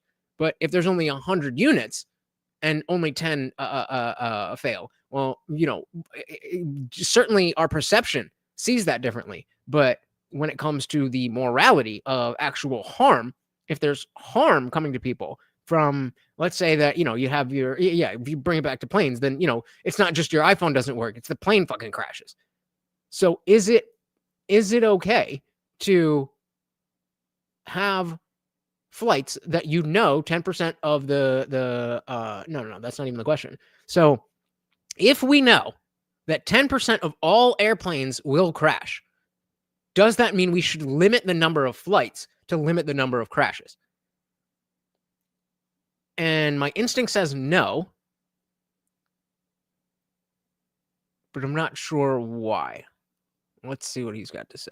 Helping 10 times as many people, but does the actual number of people involved make a difference to how we should morally judge this situation? I think the answer to this question is going to depend on your views about rights. For example, if you're a utilitarian, and utilitarians famously have trouble grounding rights because they only care about the consequence. They have a much less strong view of rights than a deontologist might, right? A deontologist might say that you have particular rights, like a right to life, a right to liberty, that cannot be infringed upon, right? No matter the circumstances, you have rights that cannot be violated. Whereas a utilitarian might say that what we care about is not the protection of people's rights, but the maximization of pleasure, right? And so if you're a utilitarian, all that really matters is the calculus. It's the calculation of balancing pleasure over pain. And so if both situations in terms of their calculation are the same, it's like you harm 10% of the people to help 90% of the people, I don't think it matters how much you scale this up or down. For the utilitarian, they run the calculation, they find out that the proportion is going to be the same, the proportion of people helped to harmed, and because it's just about the consequence, for the utilitarian, I don't think it would make a difference. If you harm one person to save 10 people, you're equally justified to harm 10,000 people to save 100,000 people. It's the same thing. But if you Yep, that seems to be the position that I'm following on. you believe that there do exist such things as rights, I think this complicates matters, because a right, by definition, in my view, is inviolable. Right? To have a right to something means that it cannot be taken away from you. It means that that thing is yours and nobody can infringe upon it. Nobody can violate it. That's what a right is. Now, rights always have correlative duties. If one person has a right to something, it means that other people have a duty to respect that right. If I have a right to life, it means other people have a duty not to kill me, for example. What this means is that if I have a right, for instance, to not be harmed without my consent, then if somebody else does harm me without my consent, they're failing to discharge a duty. Right? They're violating my right and they're violating their own duties. If you think that rights are genuinely inviolable in this way, then what that means is it doesn't matter how many people you're saving. You cannot harm somebody without their consent. If they genuinely have a right not to be harmed in such a manner, there's no consequence that could possibly justify violating that right. And I think if we're talking about this harm in in a way where we have these rights and we're impeding on these rights, I think that changes the conversation, because I do have a particular value of inalienable rights, which again differentiates me from a lot of other people who have a lot of utilitarian type ideas. By virtue of it being a right, there is nothing that can justify that kind of violation. Now, people who think this way do run into problems. For instance, the ticking time bomb case, right? If there's one person on planet Earth who knows the location of a bomb that's about to explode in Manhattan and kill thousands of people, and the only way to extract the information of where that bomb is from them is to torture them, if somebody thinks that that person has a right not to be tortured, it means that there's no circumstance in which we can absolve ourselves of our duty not to torture them. And so, Obama, we tortured some folks. By torturing them, we're doing something wrong. What this means is that in the situation where the only way to find out the location of the bomb is by violating someone's rights, we can't violate that person's rights, and we need to allow the bomb to go off. For a utilitarian, this is an incredibly troubling prospect, right? It's like, we're really going to allow thousands of people to die, not to mention all of the property damage, just to kind of protect this one person's rights? Yep. Well, for the person who believes in rights and thinks they're genuinely inviolable, yes. And the way that someone who thinks this way would characterize the situation is they would simply say that the person whose job it is to extract the information is not responsible for the deaths of the thousands of people when the bomb finally goes off. Right? The person who is It's the person who planted the bomb. responsible for those deaths is the terrorist who planted the bomb. Right? The person who refuses to torture the man with that information is not responsible for those deaths. And this is a similar thing to what we were just talking about when you're causing harm versus allowing harm to continue. He's only responsible for whether or not he tortures the man with the information. The blame, that is to say, for the bomb going off lies solely with the person who planted the bomb with malicious intent. The person who refuses to violate someone's rights to stop that bomb from going off isn't responsible for the bomb going off. Now, of course, those thousands of people who will die in the bomb blast also have a right to life. And so you might ask, well, doesn't the person, by refusing to torture this one person, violate the rights of those people by allowing them to die? Well, no. When the bomb goes off and thousands of people die, those thousands of people have had their rights violated. Their right. Wait, I missed a thing here. Gomtag saying this question and its implications are exactly why Lech would love Attack on Titan. Is that one of the ones that has like 7 million episodes, or is that something that I could actually like sit down and watch and finish, or catch up if it's still running? I forget which one that there's like 3 or 4 animes that people always talk about, and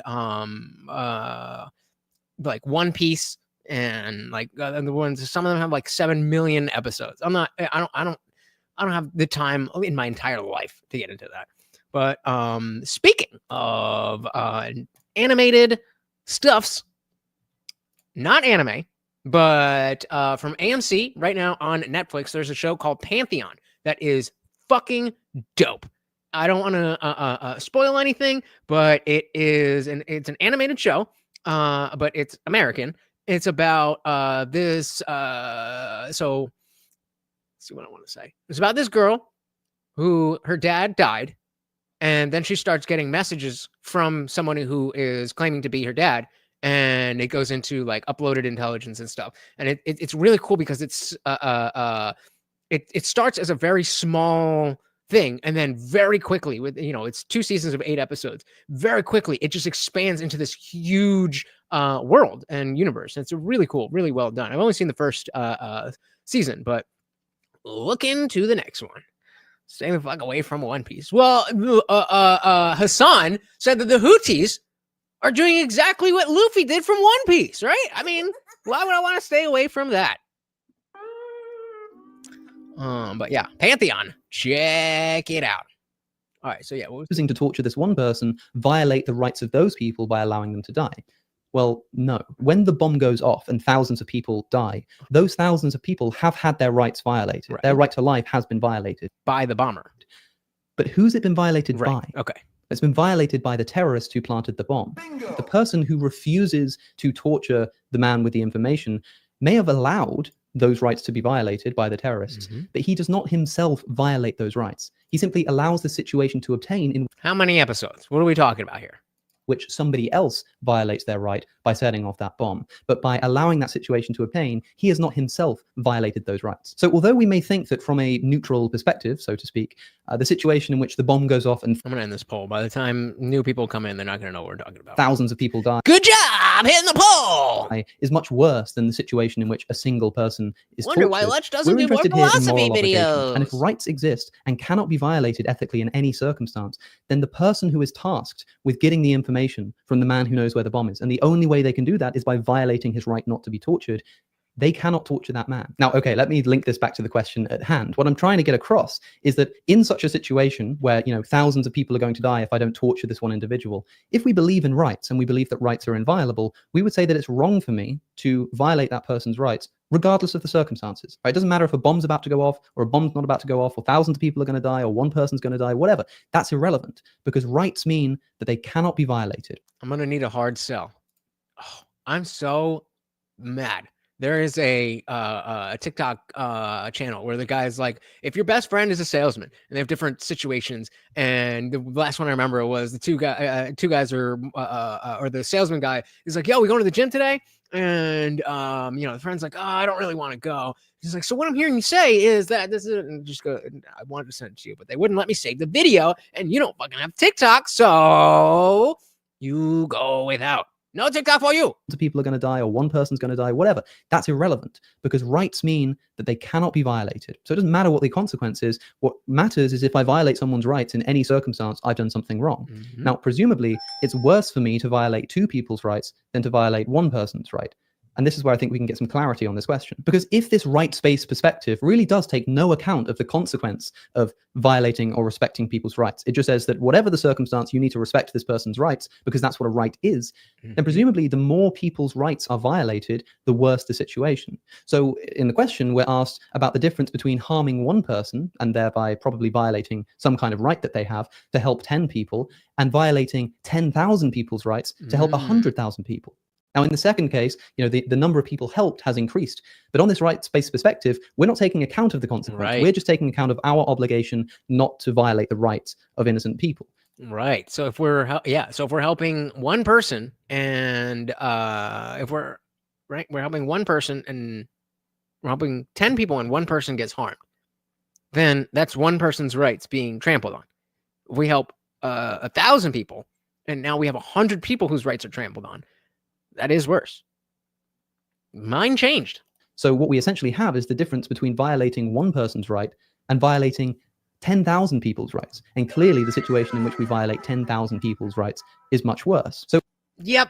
Agreed. Guys, we are just past the 2-hour mark. If you would like to keep the party raging, you know how to do it. If you're a utilitarian, I think that the calculation comes out the same, right? If you harm 1 person to save 10 people, or you harm 10,000 people to save 100,000 people, because the proportions are the same, the calculation comes out the same, right? The balance of pleasure and pain is the same. And so these situations are morally identical.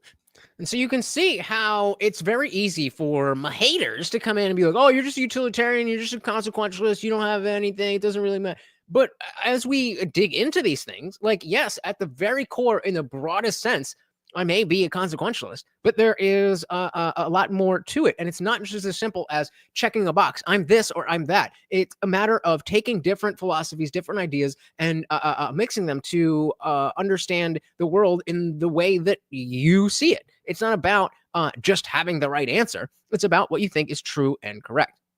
But that's because the utilitarian takes into account the consequences. But if you believe in rights and the way that I've characterized them, that is, that they are inviolable no matter the circumstances, then I do think it would be worse to harm 10,000 people to save 100,000 people than it would be to harm one person to save 10 people. Because all we really need to take into account, insofar as someone's moral obligations are concerned, the rights. Is if they violate someone's rights, and if so, how many rights do they violate? And in the smaller case, they only violate one person's right. In the larger case, they violate 10,000 people's rights. And we don't take the consequences into account. We just say that you've done something much worse by violating more people's rights than just by violating one person's rights. So if you believe in rights in this way, I think that there would be an ethical difference between these two circumstances. Anyway, you know, there are 19 questions on this particular quiz, and I've managed to answer 4 of them in an amount of time that I'm pretty sure has amounted to a pretty long video already. So I think I'm going to leave it there. All right, so let's do our own philosophy.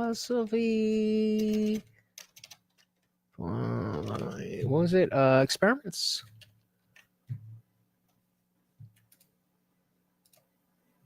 All right. What do we got here? Let's just start at the top. All right. Should you kill the fat man? The activity is a treatment of some of the issues thrown up by a thought experiment called the trolley problem, which was first outlined. We're familiar with the trolley problem. Before we start properly, we need to ask you 4 preliminary questions so we get a sense of the way you think about the morality. Okay, so let's do the preliminary questions here. Torture, as a matter of principle, is morally always wrong. I'm gonna go with yes because of those rights. Preliminary question 2. The morality of an action is determined by whether, compared to other available options, it maximizes the sum total of happiness of all people affected. The morality of an action is determined by whether it maximizes the sum total of happiness. Again, there's caveats, but in general, I'm going to say yes. Preliminary question number 3. It is always and everywhere wrong to cause another person's death. Nope. Self-defense. We cannot forget about self-defense. Honestly, the worst part about these kind of questions is that the real answer to the most of them is it depends. I really think these labels that would be something depends on the these labels that would be the labels that would be used depend on the scale of the question. Yeah, I agree. But I think despite it always coming down to it depends, I think answering the question depends on what is a very good exercise. So I agree, but that doesn't mean that it's not worthwhile to have these discussions. All right, preliminary 4. If you can save the lives of innocent people without reducing the sum total of happiness and without putting your own life at risk, you are morally obliged to do so. And again, as I was just convinced, we are always in that situation. And so, no, you are not, even though it would be ideal. What do we got here? That's a preliminary set of questions. 200,000 people have completed this activity. 4 charts. Okay. So 64% of people said it's always wrong to torture. Wow. Okay. That's perfect. Wow. 58% of people said it's always wrong to cause death. Damn. Shout out to Kyle Rittenhouse, because with the 42. And then again, we look at the save the innocent life. The overwhelming majority of people said obliged. But as we just went over, not quite. Not quite. All right, so let's start. And what is all this? I don't want this. Can I really not do any of these without? Okay, that's right. Okay. Right. Short ad site. Fine. Sure. Brilliant. Okay. Done. All right. So, the runaway train scenario, 1 of 4. Okay. So the brakes of the train that Casey Jones is driving has just failed. There are 5 people on the track ahead of the train. There's no way they can get off the track before the train hits them. The track has a siding leading off to the right. In case you can, so basically so this is a trolley problem. Train's going, 5 people on one track, 1 people on the other, 1 person on the other, and going back to our obligations, because I did not set the train in motion, nor did I put anybody on the tracks. If I pull the lever to move the train, now I am causing the death of the 1 person, so I allow the train to keep going. Your view that Casey Jones is not diverse to the train seems to be straightforward inconsistent with your claim that morality of an action is determined by the extent to which it maximizes the happiness of the greatest number of people. Not sure what you're thinking here. Cause versus allow. That's why I said we're not obligated. So Marty Bakerman is on a footbridge. Okay, so this one's, god damn it. Whatever, we'll just go through it. Marty Bakerman is on a footbridge above the train tracks. He can see that the train approaching the bridge is out of control, and that is going to hit 5 people who are stuck on the track just past the bridge. The only way to stop the train is to drop a heavy weight onto its path. The only available heavy enough weight is the very fat man who's also watching the train from the footbridge. Marty can push the fat man onto the track and Marty can push the fat man onto the track into the path of the train, which will kill him, but save the 5 people already on the track, or he can allow the train to continue on its way, which will mean that 5 people will die. Should he push the fat man onto the track, 1 dead, or allow the train to continue with 5 dead? And being consistent in my values that I did not cause those 5 people to be on the track, nor did I cause those that person to be standing there. If I decide to push a man onto the tracks, then I am now causing his death, and I am not going to do that. So I'm going to allow the train to continue. Previous research indicates that most people agree with you that the fat man should not be thrown off the bridge. So how is it different than the first situation? Moreover, your response is consistent with your earlier claim that Casey Jones should not divert his train so that it only kills the 1 person rather than 5. That's because I'm consistent. However, as before, you seem to have responded in a way that inconsistent with your earlier claim that there is a moral requirement to maximize the happiness of the greatest number of people. This moral principle would appear to require that you save the 5 people. Yeah, but you didn't ask if there was anything that supersedes that idea that we should maximize people's happiness, and in which case I would have answered yes, individual liberty. The saboteur, 3 of 4. So the scenario is identical to the preceding scenario with 1 crucial difference. This time, Marty Bakerman knows with absolute certainty that the fat man on the bridge is responsible for the failure of the train's brakes. Upset by train fare increases, he sabotaged the brakes with the intention of causing an accident. As before, the only way to stop the train and save the lives of the 5 people is to push the fat man. No. Again, the fat man is the one who caused the issue. I am not going to add to that scenario because think about it. If you were not there, how much responsibility do you have if you're not there? Okay, what if you're 100 feet away and you got to you can push them onto the tracks, but you got to run? Are you running? What if you can only get there in the car? Are you getting in the car to push this fat man? And all of the, it makes it easier and easier and easier the further away you are. But the concept stays the same. That once you choose to push somebody onto a track, you are killing somebody. In the same instance as torture and the bomb before, it doesn't matter how many people are going to die. If you believe in the rights of, if you believe in rights, then that person has their right to live. Then unless you are a cop, then you don't have the right to kill somebody. That's vigilantism. Your response that it would not be right to throw the saboteur off the bridge shows that you do not think that his responsibility for the failure of the train's brakes is reason enough to end his life in order to save the lives of the 5 other people. Correct. Moreover, your response is consistent with your belief that neither the innocent fat man nor in the divert the train scenario would it be right to sacrifice the life of one person in order to save the lives of the other 5 people.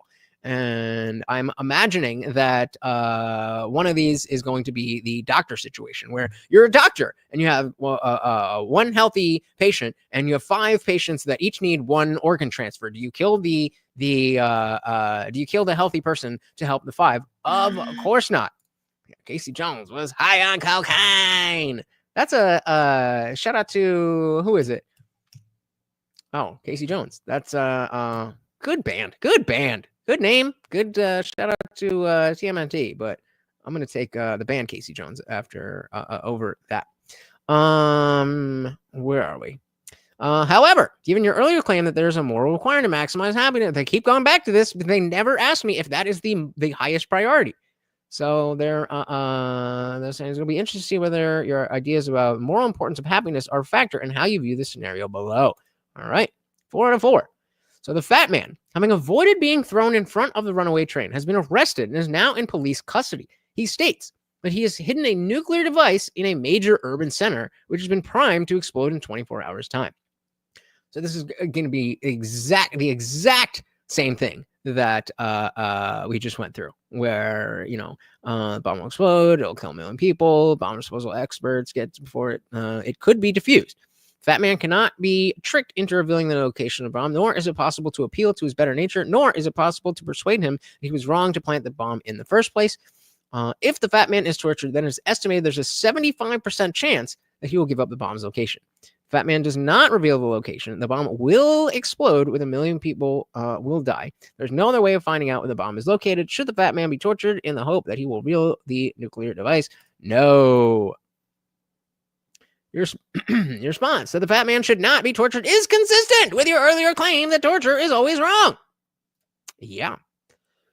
Excuse me. The standard justification of torture is that at least on some occasions it can be employed to benefit the greater good.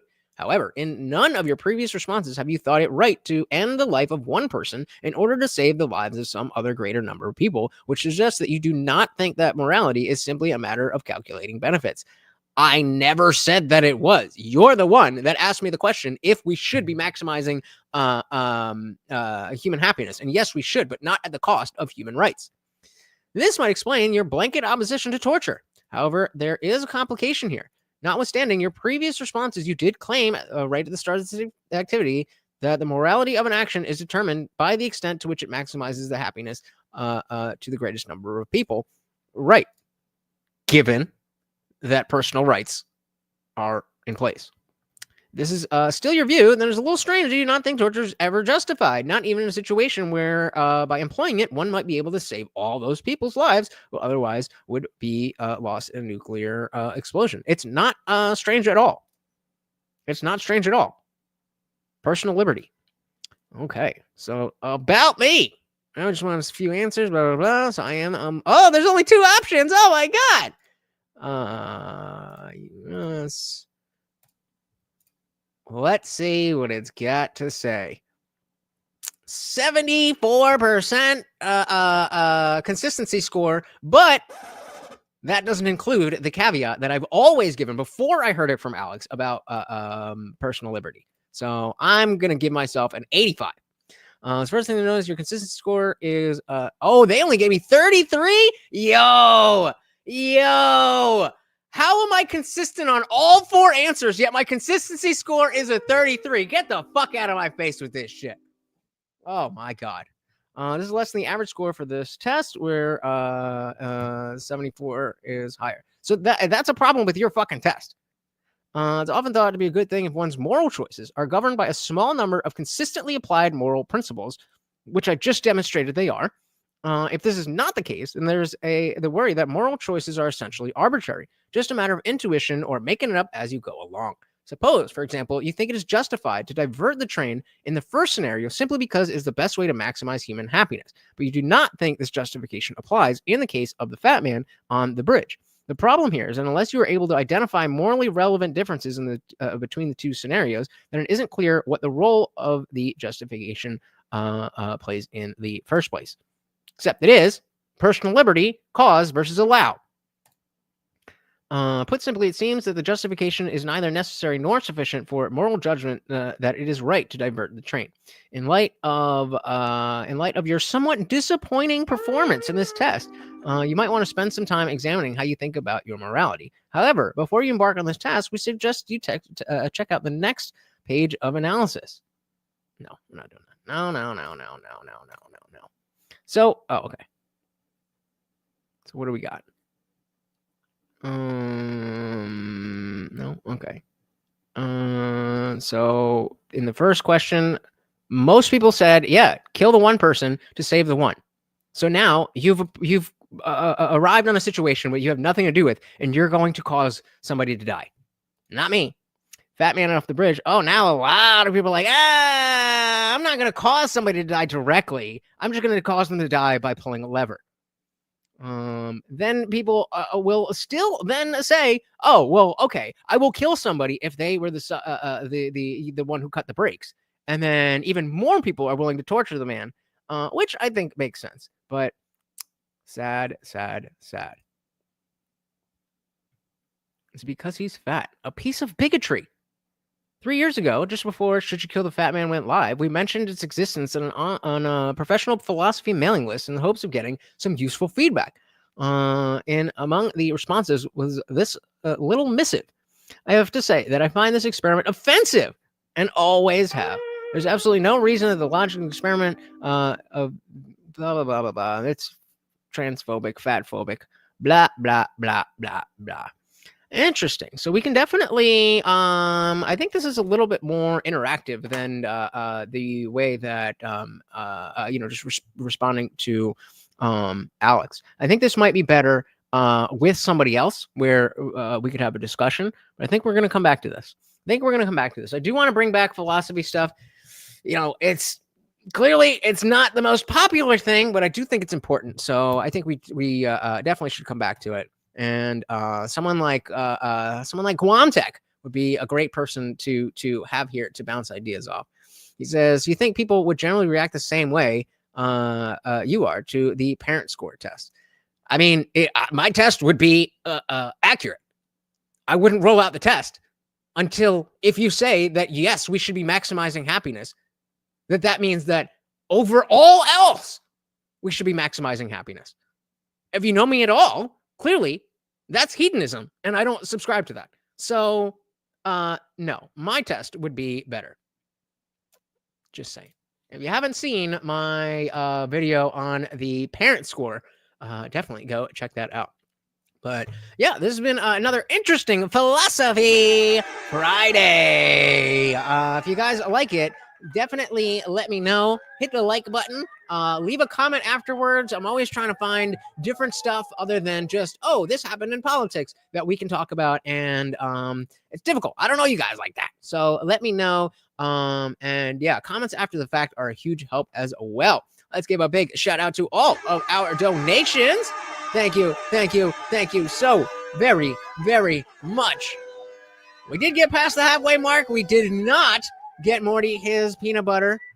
Big shout out to the Funk Master General for sponsoring the stream, but we did not quite get there. Maybe next time, guys. Sign up to be a member, and we are going to be doing I'm going to have a live guest on Sunday, hopefully. I'm not going to make that promise, but that is the plan, to have a live guest on Sunday.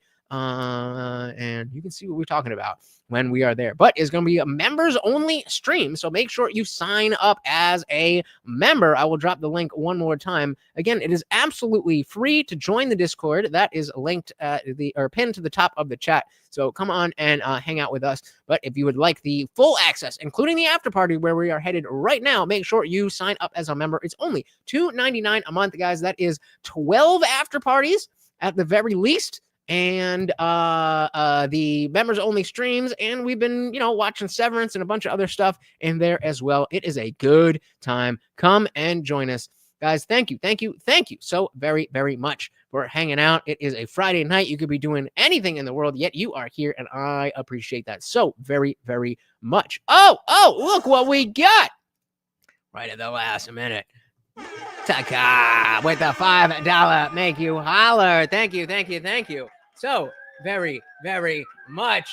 Closing us out with a $5 make you holler. No question, no comment, just pure love of the game. Guys, thank you so very, very much. I really do hope to see you in the after party. Until next time, guys, this has been Morty, and I said that too early. This is Morty, and I've been your host, Lutch, aka the Indian Jesus, here to resurrect the second coming of common sense. Until next time, guys.